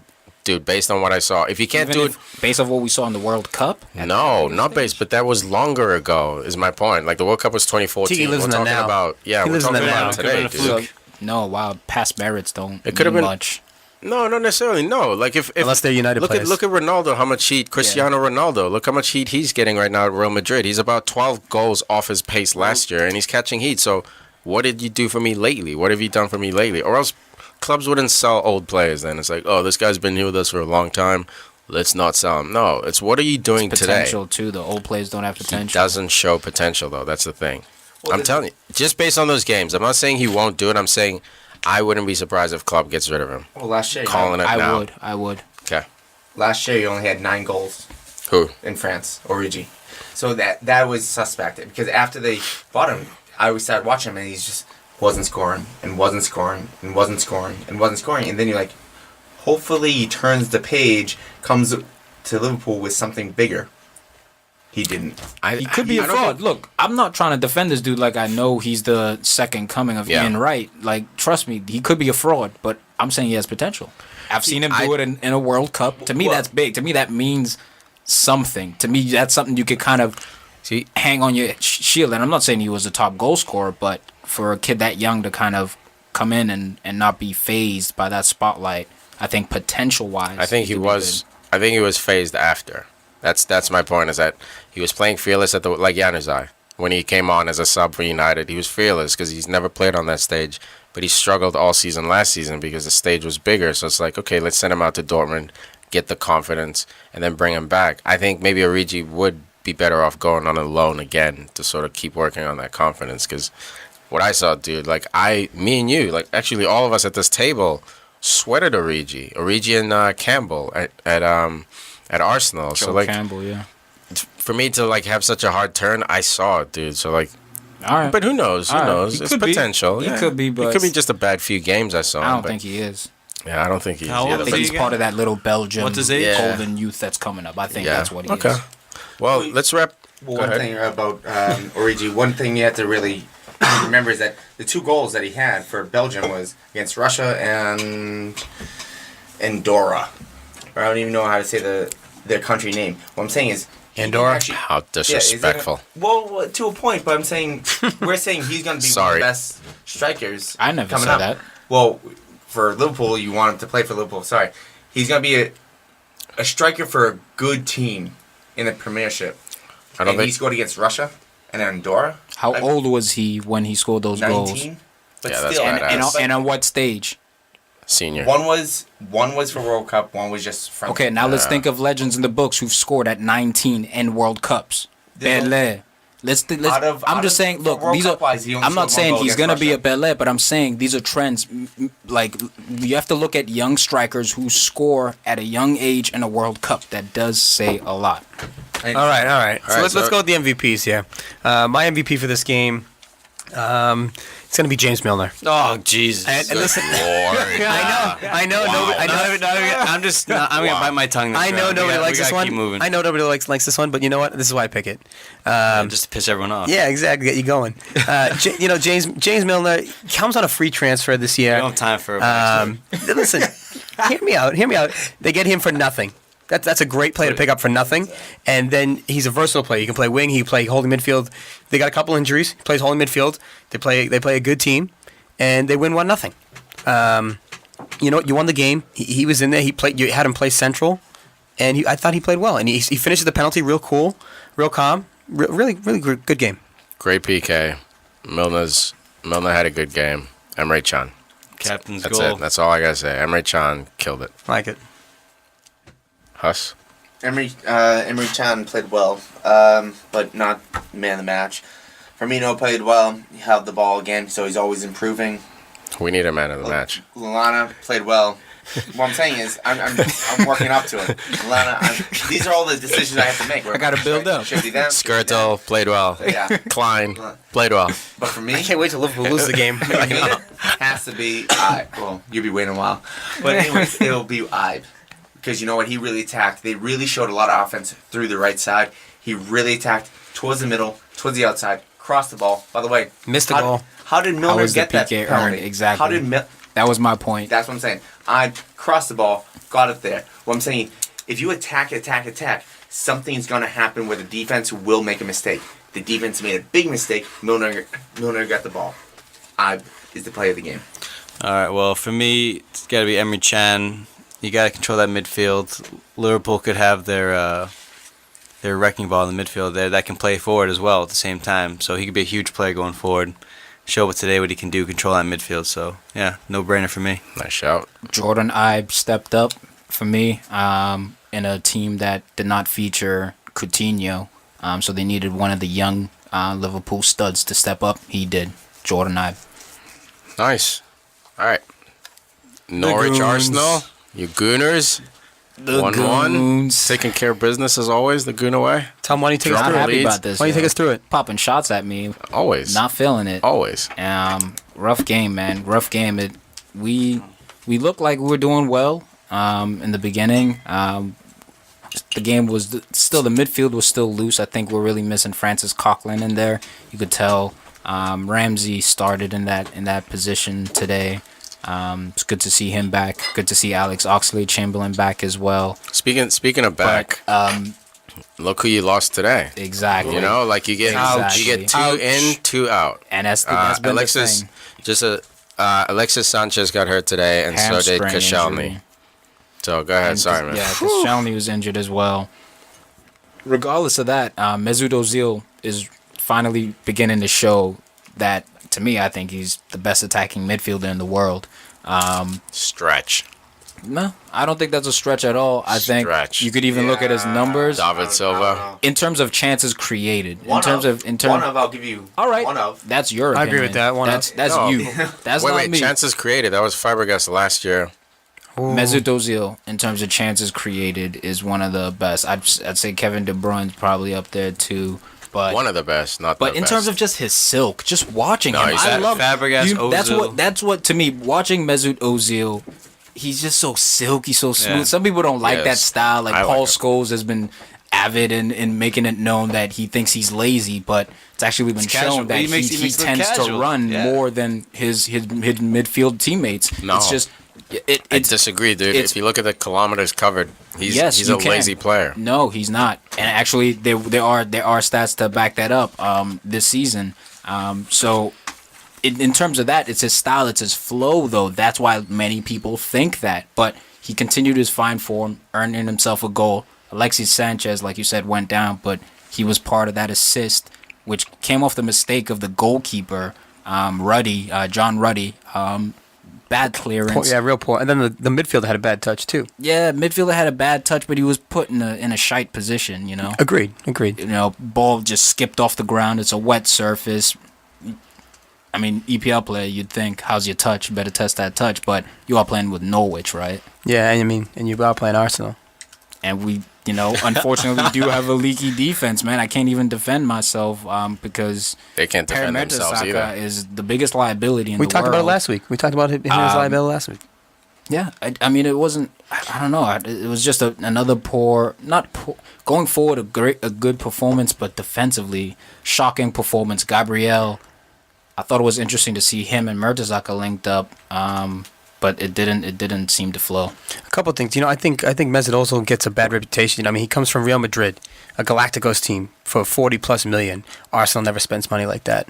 You know, so I think there's a big buy. I think I agree. I think there's an expectation on him to be something really that he has to be one of the top players in the world all the time. Well, he started his career at Arsenal huge, scoring goals, setting them up, and then by November he cooled off, and he's been good. I mean, he's a great player, so he hasn't been like crap. But Listen, Well, look, put it this way: like, do Tom, I'll forfeit to your point. You're right. Mesut Ozil has covered the most distance Thank of any you. Arsenal player since February 1st, 2015. So you're right. I'll forfeit that. But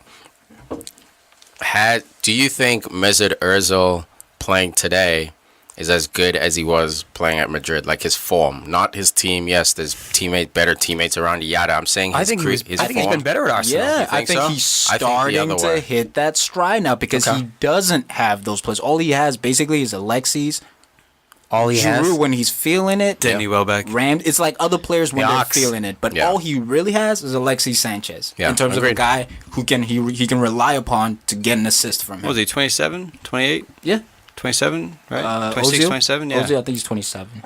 Him and Mueller the same age. So he's about in his prime. He's in his prime right now, and I think he's showing that. He can get serious in He's the next setting year or up. two. He set up like 11 goals, 11 assists or something Dude, like that. they, Like, they bought him Bro at Real science. Madrid. Bro science. They brought him to Real Madrid at a That young is- age. I mean, that just whenever you get bought by Real Madrid, 20. it's serious. He was 20. Yeah. You but know, it's not only that. Whenever you get bought and you stay, Yeah, he at started. Madrid Yeah, and he you was a maintain- 20-year-old There's starter. a lot of players Yeah. who've been bought young at That's true. Madrid. Robinho, Royston Drenthe, for the likes, but all these players haven't been able to cement a first team position.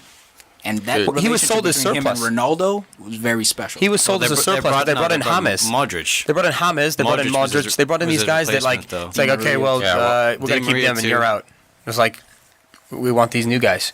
So I mean, But that's always been the complaint at Madrid, like with Ozil, is that was he really working hard for the team? And I think that's why he was one of the guys That's why who he was they, sold. they let him go, Yeah. because was he And I working? think it's his body language. Was he working hard when he made that finish today? that was Did you guys that was see that? casual. That was casual. Was so that was- Casual, What- dude. Like, yeah. just, I'm Mesut Ozil, full sprint. I'm going to chip it perpendicular, Special, 90-degree angle. There was no other thought in his mind. No problem. Yeah. He's awesome to watch. And I rag on him quite a bit, only because I expect more from him. And Yeah. you're right. It could be the fact that he only has, like, Alexis Sanchez, true world class. I remember watching his Real Madrid highlights, and I was like, this guy. And he's got one of my favorite names in soccer, Mesut Ozil. Like, it doesn't get cooler than that. So, like, when I rag on him, it's not because I dislike him, just because like I want to like shake him. Like, dude, let's see some of that form, even though it might hurt United at the end of the day. I think you look at the game. I mean, Arsenal dominated play. I mean, they had over 60% possession. They had more chances. I think they had 12 chances to score, 3 on goal. I mean, they really dominated the play. They just a little leaky at the back, let in one, and they couldn't put in a second or third, and it hurt them. And is that the first time you've ever said that about Arsenal? It's the same story, dude. The way Look at the injuries in that team. the way man. Gabriel got rolled, like for that goal, like just simple roll, pivot, turn. They're an attacking slot it, team. like, Overexpose himself. Try to instead of Dude. staying behind the center forward, try to reach in front. And He tried to cut didn't- off the and pass. he wasn't goal side. Yeah. And it was terrible. But the play leading up to that, Brady, who I liked, who was signed, he played for Hull City, I believe, a couple of seasons ago. Really good lefty player. Broke Aaron Ramsey down. Honestly, like I was sad to say it. I love you, Rambo, but man, like he got you, bro. He got you that time. Coming in with the left foot, nice Brady's little. a good player. He's a really. Brady's a good player. I'm saying I like him. I've Yeah. seen him before from past He's seasons. a hard worker. Last couple of seasons, he's been in the Premier League. What, 3 years? Yeah, and he's been Norwich's best player this season, for sure. So I think he had a big part to do with this result. For me, when you said Ozil is the best, I mean it's hard to say with some of the other players in the world, but I will agree with you. Easily to say top 5. For me, easily to say top 5. Who's your guy then? I don't actually have a guy. That's what I'm saying. Like I haven't really done the research where I actually have a guy. What I'm saying is, With it's me, hard to say he's the best because there's times that he goes missing. And I think that has to do with his team, though. No. That has to do with him. Is that like Mentally. he cannot carry the team for 90 minutes. But No. you don't. He's not. The problem is, I think Arsene Wenger hasn't put the right pieces around him. He's the guy who's going to give you 2 or 3 moments of magic in a game, and you need world class around him to finish those 2 or 3 magic moments. And to prolong the magic moments. Exactly, Yeah. and someone else to he's carry a the weight. creator. That's the thing. He's an attacking. But you look he creates for you. He's not more of a scoring kind of guy. No, I know, but like you look at other creators, and they show up you look at David Silva as a creator. Like David Silva only gets goals because opportunities fall like to him. Like he's not known as a goal scoring number 10. Is what I'm saying. And I think Ozil and David Silva is a fair comparison. They don't really like take people on for pace, for power, but it's more like wizardry. I think they have different styles though. Different styles, but I'm saying like as far as like position and responsibility to your team, they both like there's no onus on them to defend. They're the same position. Yeah. So like you look at a creator like David Silva, I think David Silva, you have to worry about him for 90 minutes, for an entire 90. Whereas Ozil, I think he fades away for 20 minutes, comes back in. That's the mental aspect of his game, yes. And that's why I think they got rid of him. Well, I think David Silva's got that look in his eye, you know what I mean? Yeah, like, the fire, like he wants to play. Like he's always like casual, but like you see him playing, like he's got that look. Like he's running 90 minutes. He flops a little bit. Hey, it's good, dude. We're not talking about hardness. What I'm saying is sometimes that I wish he would just take the ball and continue with the play because I think more can come from him just keeping on with the play sometimes. I understand there's times that he should take the fall and take the foul, but there's times that he does take the fall when he should stay up on his feet. It's that Spanish magic, man. But to me, you bring up David Silva, and I look at them on an international level, and I see Mesut Ozil starting on a German World Cup national winning team. I don't see David Silva starting, even when the Spanish team won. Dude, he wasn't starting. So does Mesut Ozil start? Yes, both. Dude, if you have Xavi, in fact, Yogi Low gave him a break from the German national team because he knew what he could do. All right, dude. Even if you have Xavi and Iniesta in the midfield, like obviously Ozil doesn't start, dude. It's not Silva's fault. Silva could start on Germany if he was German. Put it that way. He could. Over who? Over Ozil. No, I don't believe that. David Silva. Look, man, you might be alone on this one, bro. Yeah, that's You might be alone on this one. I am. I have no problem, dude. I would take if they ask me who I want to sign on my club. I'm taking Silva every day of the week. We'll have fun. Only because he doesn't fake. Well, how many rings does Silva have? Yes. How many cups? But that's about the team. Now we're getting murky because we're talking about team versus tough, man. individual. It's tough. He was on the team. He was integral to that. Think about that point, bro. Here's the thing. Dude, I am. I'm gonna look at the stats right now. If you put Aguero on Arsenal rather than City, Ozil would have how many? That would be ridiculous. It's not about Silva. It's about Aguero. I think you underrate. I think you underrate Silva. Right now, Arsenal's playing a 4-5-0. Silva's been Giroud up there. Well, if you have to put a striker up there to play striker. Let's play the 4-5-1. Dude, Silva's been killing us since Valencia. Do you remember how this guy's good? been a stud for a long time. Remember how good City was at the beginning of the season? City at the beginning of the season crushing teams. Dude, look pounding at City teams. struggling since Silva goes down injured. The last 2-3 games they've stumbled. They look like everyone's like they're awful. They look like he's a huge part of what they do. I'm just saying. They didn't have Aguero at the beginning of the season, but they had Silva and they were doing well. Why don't we pick some MVPs this game, Ryan? What do you think? Kick it off, Ryan. You got one for me? And don't tell us who played good, who didn't play good. Oh, okay. On this one, the Arsenal game, I would have to give it to Ozil. I would, dude, because he scores the goal that they need the draw. Because if he doesn't score that, if he just, he's just thinking about something else, he just flips it a little bit to the left, then boom, it's maybe a 1-0. Because Real, come on, you got to defend. So Ozil is the player of the match. Look, to me, it was a result that felt like a loss because Arsenal was leading, and the fact that Norwich was able to pull one back, I'm gonna have to give my man of the match to Brady, lefty. Arsenal man gives it to Brady. Look, man, I think he's a really good player, and he was a problem. This is 2 games in a row where Hector Bellerin has kind of struggled, and I'm starting to get concerned because I've viewed him for the most part of this season as the best to one of the best right backs in the league. So if he can rediscover his form, especially defensively, going forward, I think he'll be fine. But defensively rediscover his form, then I think Arsenal backline will be a little bit more stable. And I gotta agree with go along with Mesut Ozil on this one. Great goal, really starting to play well. Yeah, I mean, as harsh as I am on him at times, I think he showed up. He sort of carried his team with Alexis Sanchez going off injured as well. I mean, it's just Ozil is going to be the guy they have to rely on. If Sanchez ends up missing games, like Ozil becomes that. If he can start scoring more regularly, And the way he scored that goal, the chip, it was a beautiful finish. Quality. So for me, it's Ozil. I gotta go the same thing. It's also for me as well. great player, and really playing well and hitting a good point of his season right now. Yeah. All right, that brings us up to our quick touch. That's next. 1 second, I'm sorry. I honestly, when it comes down to it, I have to bring up Wagner. Is Wenger. Wagner. Is he Wagner. Wiener.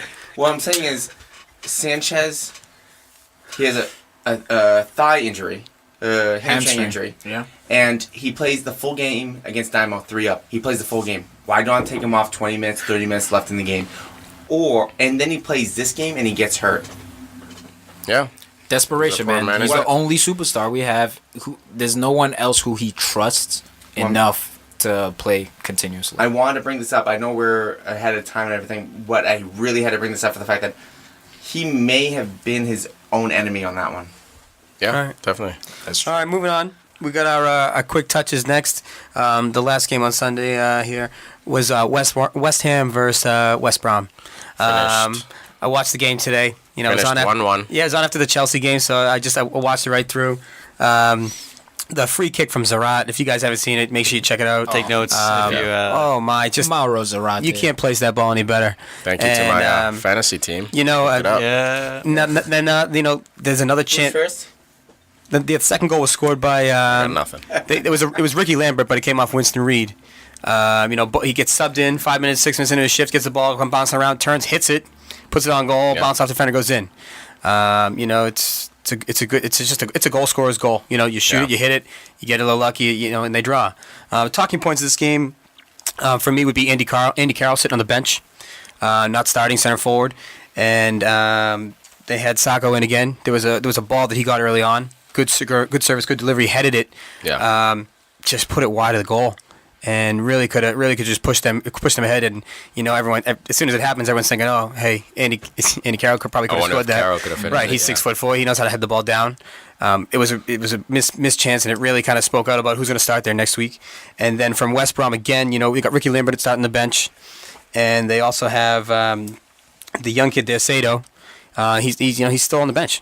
They're going with their forward from last season, and Yeah, dude. West Ham see that? struggling lately. Like their form. I think they said they're winless in 3. They've tied some games. Hey, they're a little tired. Yeah, they're a what's little going on? tired. It's They need a reboot. But look at Leicester, like a team like that. Like now's not the time to be tired. you can't compare those two teams. Honestly, That's I think just they different need- worlds. I think on paper you can though. West Ham's strong enough on paper. Do they have Alex Song, who's I was about to say, that's my he hasn't point. been healthy He hasn't yet. been playing. He has to come back, He's and I injured. think we'll see a more stable midfield. Yeah, you But they think? managed to do it without man. him for those first few They games. have Like what Koyate happened? in there, who's a savage. But like what happened the last 3 games? What I'm saying is like they still have the same players, but like they what go do you up think a goal, is going on? and then they haven't been able to maintain it. It's Yeah. defense. So that's it. That's the end of our quick touch there in those games. we got a little, We got our last topic here. special topic for little you guys. surprise, everybody. We got everybody's top 4, bottom 3. Basically, who's going to make Champions League next year, Oh, and who's going downtown. So what we're gonna do? We're gonna all say our top 4, like go around the table, say our top 4, and then we'll have like a quick discussion as to who's crazy, whose top 4 is crazy, who shouldn't be finishing where, who's not getting relegated. So I'll go ahead and kick it off. I feel like I have an interesting one, and who knows? It could change in 2 weeks, but I don't know. We'll debate it. So I'll start with my bottom 3. So who's getting relegated? Who's done in this Premier League? Who's losing around what? They said 40 million in revenue, TV revenue and rights.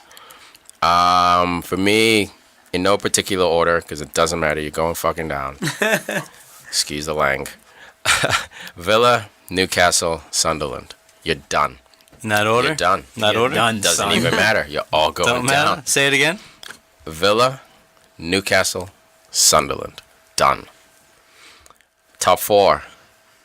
In order. Man City, Man United, Liverpool, Spurs. What? Huss, you're up. Oh man. Well, when you said your bottom 3, I kind of gave you a look because you guessed mine almost completely. Oh, great minds. Actually, 100% completely. All right, so you have... Yeah, because it's one of those things where Sunderland, what do you have to offer? We'll debate it. The random just like Defoe like goal. I mean, you're going down. Newcastle, well, you don't have a face. You have no soul. I mean, like, honestly, Sorry, Magpies. Gingers have souls. like, Newcastle right now, get some heart. I mean, you have some decent players. Climb your way up.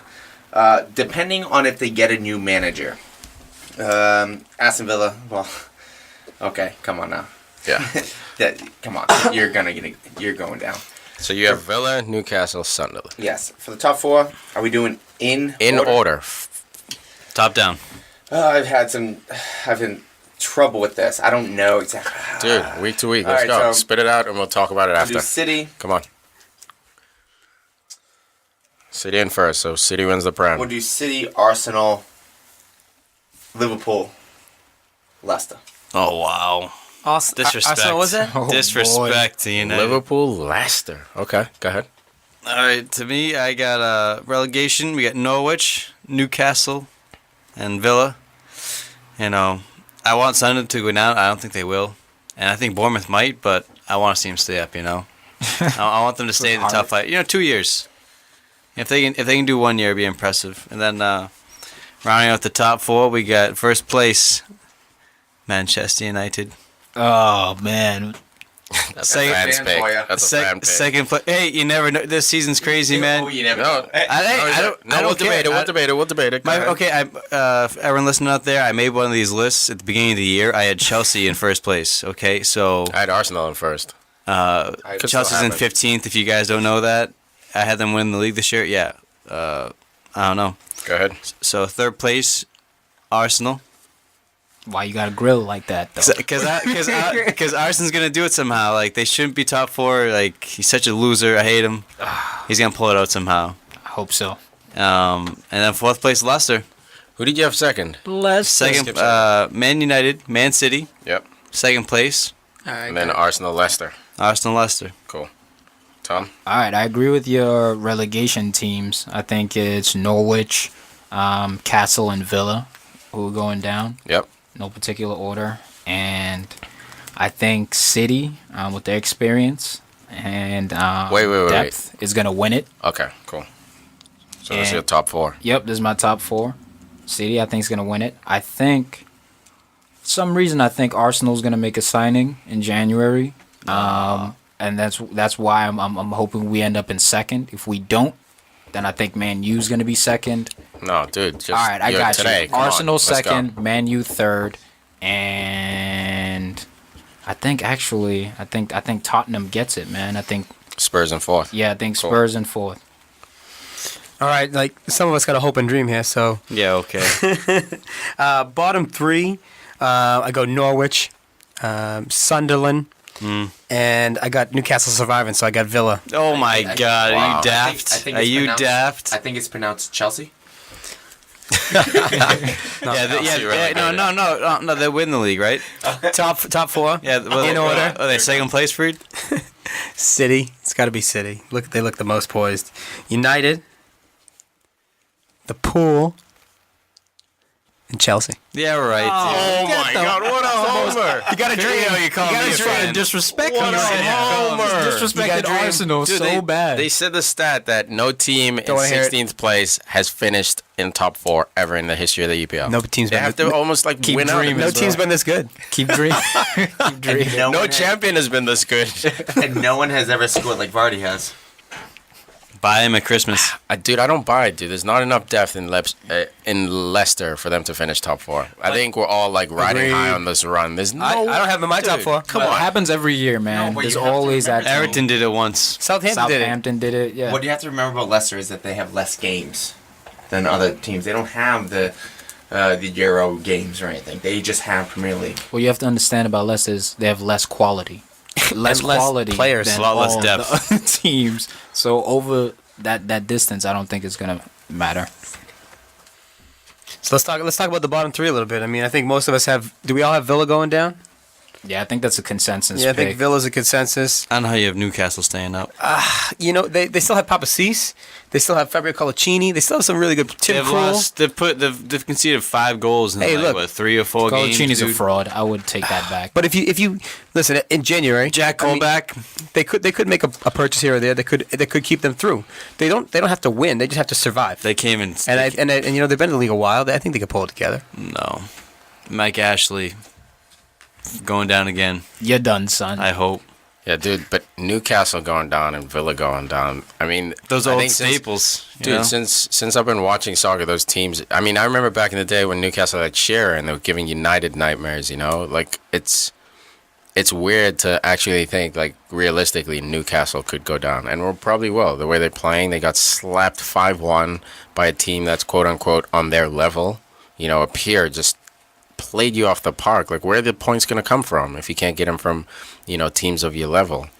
I think it's just sad. It's devastating to see a staple like Newcastle with their passionate fans. They're living too. in the past. Like they didn't modernize. Like Crystal Palace modernized, Swansea modernized. What do you Southampton. mean by modernized? Like their style of football, like everything about them seems like they click the switch. They're not living in the past of old glories. Yeah. You know, it's like no Matthew Letizia. It's all new history. I think they made a Like- crucial mistake of firing the wrong guy. And Yeah, look what Party he, and look too, what he yeah. does to them. Party Look what was he the- does Party to was the them. one- Punish them. 5-1. What a message. But that's the past. Forget about what you could have done. Worry about what you can do, and what can they do. No, we're explaining I the, don't think the mistakes anything. that left them in this Everyone knows- position. I feel like I don't everyone think knows that mistake. It's just you have to really discuss like what can they do to thrive now. I don't think they can much. do I anything, don't dude. think much, That's man. why I Flounder. think they're in the bottom three. So Like, the water. Titanic just slowly, sinking ship. slowly sinking. it's a sinking ship. Nothing They're you can done. do is basically what you can do is just get a piece of wood to. Take Dude, the- they fired they fired their coach Big door. a couple weeks ago. They brought in a new guy, and he gets smacked 5-1. Like, dude, I think they have no spirit. I read an article a couple months ago that said like, basically, there is just devastation in Newcastle. There are players who are just basically created like a mutiny, and they turned on Pardew and they've turned on the ownership. A guy they quoted. Check Tiote. They were basically saying he didn't want to play for the club. He's pissed they didn't let him go, and Tiote was hot. So he's been, quote unquote, faking injuries. Like, oh, my knee's hurt. They run scans, x-rays. Your They boy? don't find anything. Tiote, yes. Damn. Quoted in an Let's go to article. United. So that's the Too energy late. that's the energy at Newcastle right now. You know, it's just players don't want to be there. Colaccini wanted to go home and retire in Argentina, but they asked him to stay another season. He stayed, and the team's blowing up. So I They just don't see where they're getting the new leadership. backline. They That's- need a whole new backline. I They need a said whole it new a couple squad, weeks dude. ago. They need to just flush I think everyone their and get rid of attack, them. they might be able to sustain. You got the Papi Cisse and like certain players. Cisse's tired too, though. You look at Cisse when he was playing with Demba Ba, and you look at Cisse today. He's well, tired, he dude. scored a goal this Look at weekend. that. The club has been But he- picked off. The Yeah, club, that's what- Like Newcastle been picked up. Kabai, Debussy, Dembaba. You know, they get Because they weren't picked. serious Yeah. about those players. You Like, know? No, the they French weren't. connection was the best chance they had since they got promoted.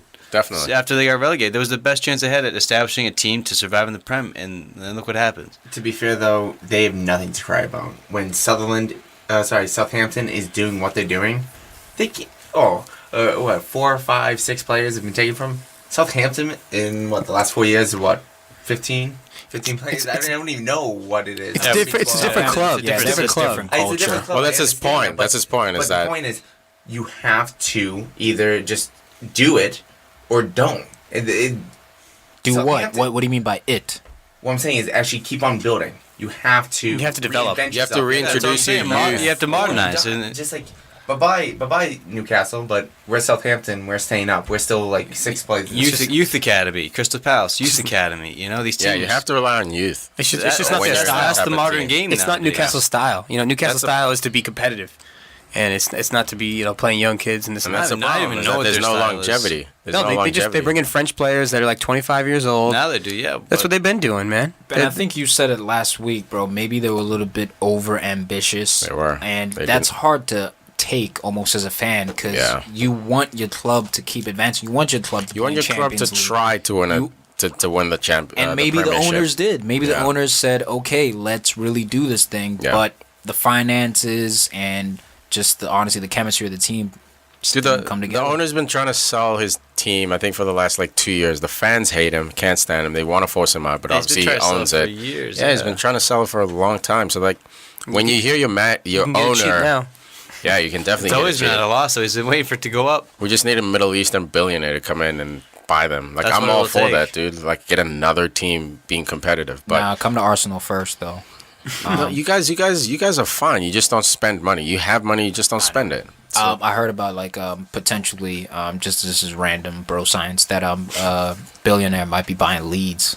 Just wanted to give you a heads up about yeah. Very that. nice, but Arsenal Might be just, cutting For me- Arsenal what's has his name, Tiki? 150 Arsenal has like 150 million to spend. By the way, This Dude, for Tiki's me, dream right there. Dude, that's my long-term dream to buy Leeds. That's what I'm And saying. I'll tell bro. you I just why. wanted to break it to you Alright. right now. There might be another dude out there. Dude, and I'll tell you, You might I'll have to tell you, sit down, have a conversation. I'll tell you why I want to buy Leeds, because they were the first team in the Premiership to have a South African captain, and it was back in the 90s. Yeah, back in the 90s too, when South Africa was coming out of apartheid. So to see a black captain in an EPL league, like I was like, Leeds, I'll always have a soft spot as a What was United that guy's fan. name? What was Lucas. that guy's name? they're elitist. Say it Lucas, right, gotta say it well, the right. commentators call him Lucas Radebe. I'm sure a lot of you guys know it, but like South African, it's pronounced Lucas Khatebe. So that's what I knew him as, Lucas Khatebe, growing up. So South African legend. So this news of this billionaire buying Leeds devastates me. It just means I'm gonna have to make $1 billion so I can buy it from him. Maybe 2. Maybe 2, right? Double the money. We're just getting business with him. No, I want to own it. I don't want to share it. I want it to be my club. That's it. That's it. Man That's knows, all. man knows what he wants, all right? Greedy. It's not greedy. Do you want to share your car? No, you want your own car. Do you want to share? between a car and a club. No, there isn't really. From a certain If you point think of view. about it, None of it's mine. if you think about it, you just billionaires come in and they buy a bunch of Ferraris, the Eden Hazards, the Agueros of the world, and they send them out to play. The players are the cars. The club is different. Okay, the garage. I want to own the garage. Park all those fancy cars in it. All right, top 4, dude. Leicester, you guys really? Are you serious? Yeah, man, I don't know if Are you kidding? This is some shock Oh, value shit. This right is now. this is like hype. This is hype. You guys are hyped up right This now. is like me putting Chelsea in there. Hey, just like Man United win the league, I don't No, care that- at this point. I'm rolling the dice. Like, No, but the intention is to like really like look at the teams and be like, this could be a real top 4. Do you really think Leicester is in there, or are you just going with the? I think they could do it. The biggest thing for me when it comes down to Leicester is that they have less games. They have less games to play. I really honestly think That's a with good- all the that's a other good point. teams can play so many Euro games and Champions League games, whatever, and Leicester comes in 1 game a week. Oh, sorry, FA. I'm not sure if they're doing. Yeah, FA Cup, FA Capital One. League. Yeah, I'm not sure. But what you're they're right. doing, but They don't have Europe. They have fewer games. That means they don't have to rest. That means they don't have to have as big of a bench. Let me tell you a So secret. to They say- also have fewer players. Okay, Fewer let me tell- quality players. Let me tell you a secret that less games means they don't even need as many players. So I'm saying, if they, Why are you guys telling so many secrets? I don't know. You guys You are said just- a secret, so Hey, I let me wanted tell you a to tell secret. as well. So I don't know. Keep going the corner over there. What I'm Whisper. just saying is, if you have less games, just keep playing the starting 11. So I think they can do it. All right, this is the big question. Honestly, I need to ask you guys realistically in terms of Leicester qualifying for Champions League. Will Vardy score 32 to 37 goals this season? No way. 25 max. 27. 5. No. max. 27. No, I think he cools max. off bad. You think? What do you think? 20? No, maybe. I think 25 38. max. 20's What's his high. max? I think 20's high. Dude, he's at 11. I think he's breaking into And 20. we're not even halfway through the season. It's match day I think he's going to 14. cool off, and Leicester City's just going to come I'll back to give you- reality. I'll give you a He question. just real needs quick. 9 more goals to get to 20. Cool off, like get injured? No. He could get injured, or he could just the team just could slow down. Okay. They're hot right now. First 5 games of the season for Leicester. Who's the guy you're talking about? Not Vardy. There's Maris. Exactly. Does he just heat it back up and does he start scoring goals again? He has been lately. What I'm saying is he heats up, Vardy cools down. Thing is, it's a team effort. Or did someone else heat up that we don't know about? Did you? Okay, so I you see, look at. I see Vardy like 21. I see him at like Okay, high that's 20s. reasonable. I see him like 27, 28. Oh, wait. No, dude. you see, 25 is a ceiling for me. No. And I that's hope I'm my wrong. thing. That'd be If interesting. he can hit 30s plus, then I think you have a legitimate point. Exactly. If not, I think I- over time it's going to be difficult to ask other players to step up to the So- point where they'll be contributing 7 to 10 goals It de- themselves. It depends on how the goals are scored because if he scores a lot of goals at end of games and they're just not meaningful, yes. But if he scores a lot of goals that are 1-0 victories, then I believe that they can actually advance. Dude, you look at Leicester. You say top 4. Leicester steals that 4th spot. You think they steal it over Everton? You think they steal it over Tottenham? Over Arsenal? No, he's got Arsenal Nah, in chill second. with He's got that. City. Chill with that. Actually, you think they steal it over United? Hey, why don't you You sort got these next City- couple plays out? All right, one at a time, guys. One cover at a time. Well, the thing about that is that I'm not sure on many of the teams because all the teams are up in the air right now. Because United, Arsenal, That's what makes it hard right now. actually, That's the City right now challenge. as well. They've all lost a lot of games that they should have won. The fact of the matter is, it's more of a hope. Yeah. I hope that they can actually keep on running the way they do. Yeah. So, all right. So, just to recap. I'm changing my top 4. Of course he is. Because he didn't put any thought into it. I don't know, I put thought into it. Like, if you were to bet all your savings today, like, that's the mentality we should go The with. reality of this Premier League this year is that in 2 weeks' time, Leicester could be 6th place. That's what I'm saying. That's the reality of this league. If they lose 2 games and they don't pick it up, they're done. So, if you had to bet today, They're buried. all your savings come the end of the season, 'Cause I mean- match day 'cause I'm- 38. No, not United. You're trying to No. make money here. Your life savings are out. Who is 1 to 4? We're calling Vegas right now. We're going to put in this bet. All your life savings. Who is 1 to 4? Match day 38. Based on today's form. Top 3 are the same: Man United, Man City, Arsenal. Okay. 4th place, Spurs. Yeah. Go to hell, Liverpool. That's You wait. Because and you know what? It's because Harry Kane is gonna turn it on like a goddamn firecracker and He score has like turned it on, but he's gonna cool down. no. Harry don't Kane, think he's turned it He on. needs to get that confidence boost. He's got it. He's not gonna stop. he's scoring. I don't He's think not he's turned gonna it I think on. he's half speed right Yeah, now. he is. I think he's like 4th gear. He hasn't No, kicked he in. hasn't even. No, not even full jets yet. No, not yet. And I don't know if he will. That's what he does. Hey, though. he'll He still takes like half still season to score get forward. goals though. Like if it doesn't Yeah, reach he that will. top level. I can see him But he doing won't- 20. Yeah, but that's the problem. 20 plus. Dude, you But he need won't 20. You need 25 to like 30 to have like a. But then you have Lamela, who's been in. He looks like a different player He this didn't, season. he didn't even He start does. this weekend. But he still looks like a different player this season. He could have been resting. There could have been many different reasons why. Yeah, I think they but had Europe this week too during the week. to me, the attitude of the Spurs team is different. You got Dele Alli, young random dudes coming up, playing well. Ambrose Townsend still riding the pine. Eric Dier. Eric Dier, man. He's How about one him of the and- best center backs He's a center back, up and coming. outside back, holding midfielder. huge. Who scores? He's scores. an outstanding holding mid. Sounds like a JT, huh? England. Scoring goals. England's Well, got. John Terry. England might have something special in their hands with that. Yeah, kid. man. Yeah. But anyway, that's Spurs. Spurs take it. It's looking Yeah. right now just with the fixtures that Liverpool and Tottenham could be like 2nd and 3rd by January 1st. It's What- just like looking like that Yeah. because they both have fairly easy schedules. All right, guys. So we'll wrap it up with that. What is your top 4, bottom 3? Feel free to give us a shout. On Twitter, we're at Podcast FC Show. Facebook.com/Podcast FC Show. Instagram at Podcast FC Show. I think you guys can see the trend at Podcast FC Show at gmail.com if you guys need to reach us. Tiki signing off, guys. Thank you for listening as always. We look forward to talking to you again next week. Come on, you Blues. This is Tum signing off. Come on, you goons. And just checking in on you. Take it easy, everybody. This is Al. Happy days. It's been real, guys. And Go- this is Huss. Goons. Goons. Blues. Goons. Glug, glug.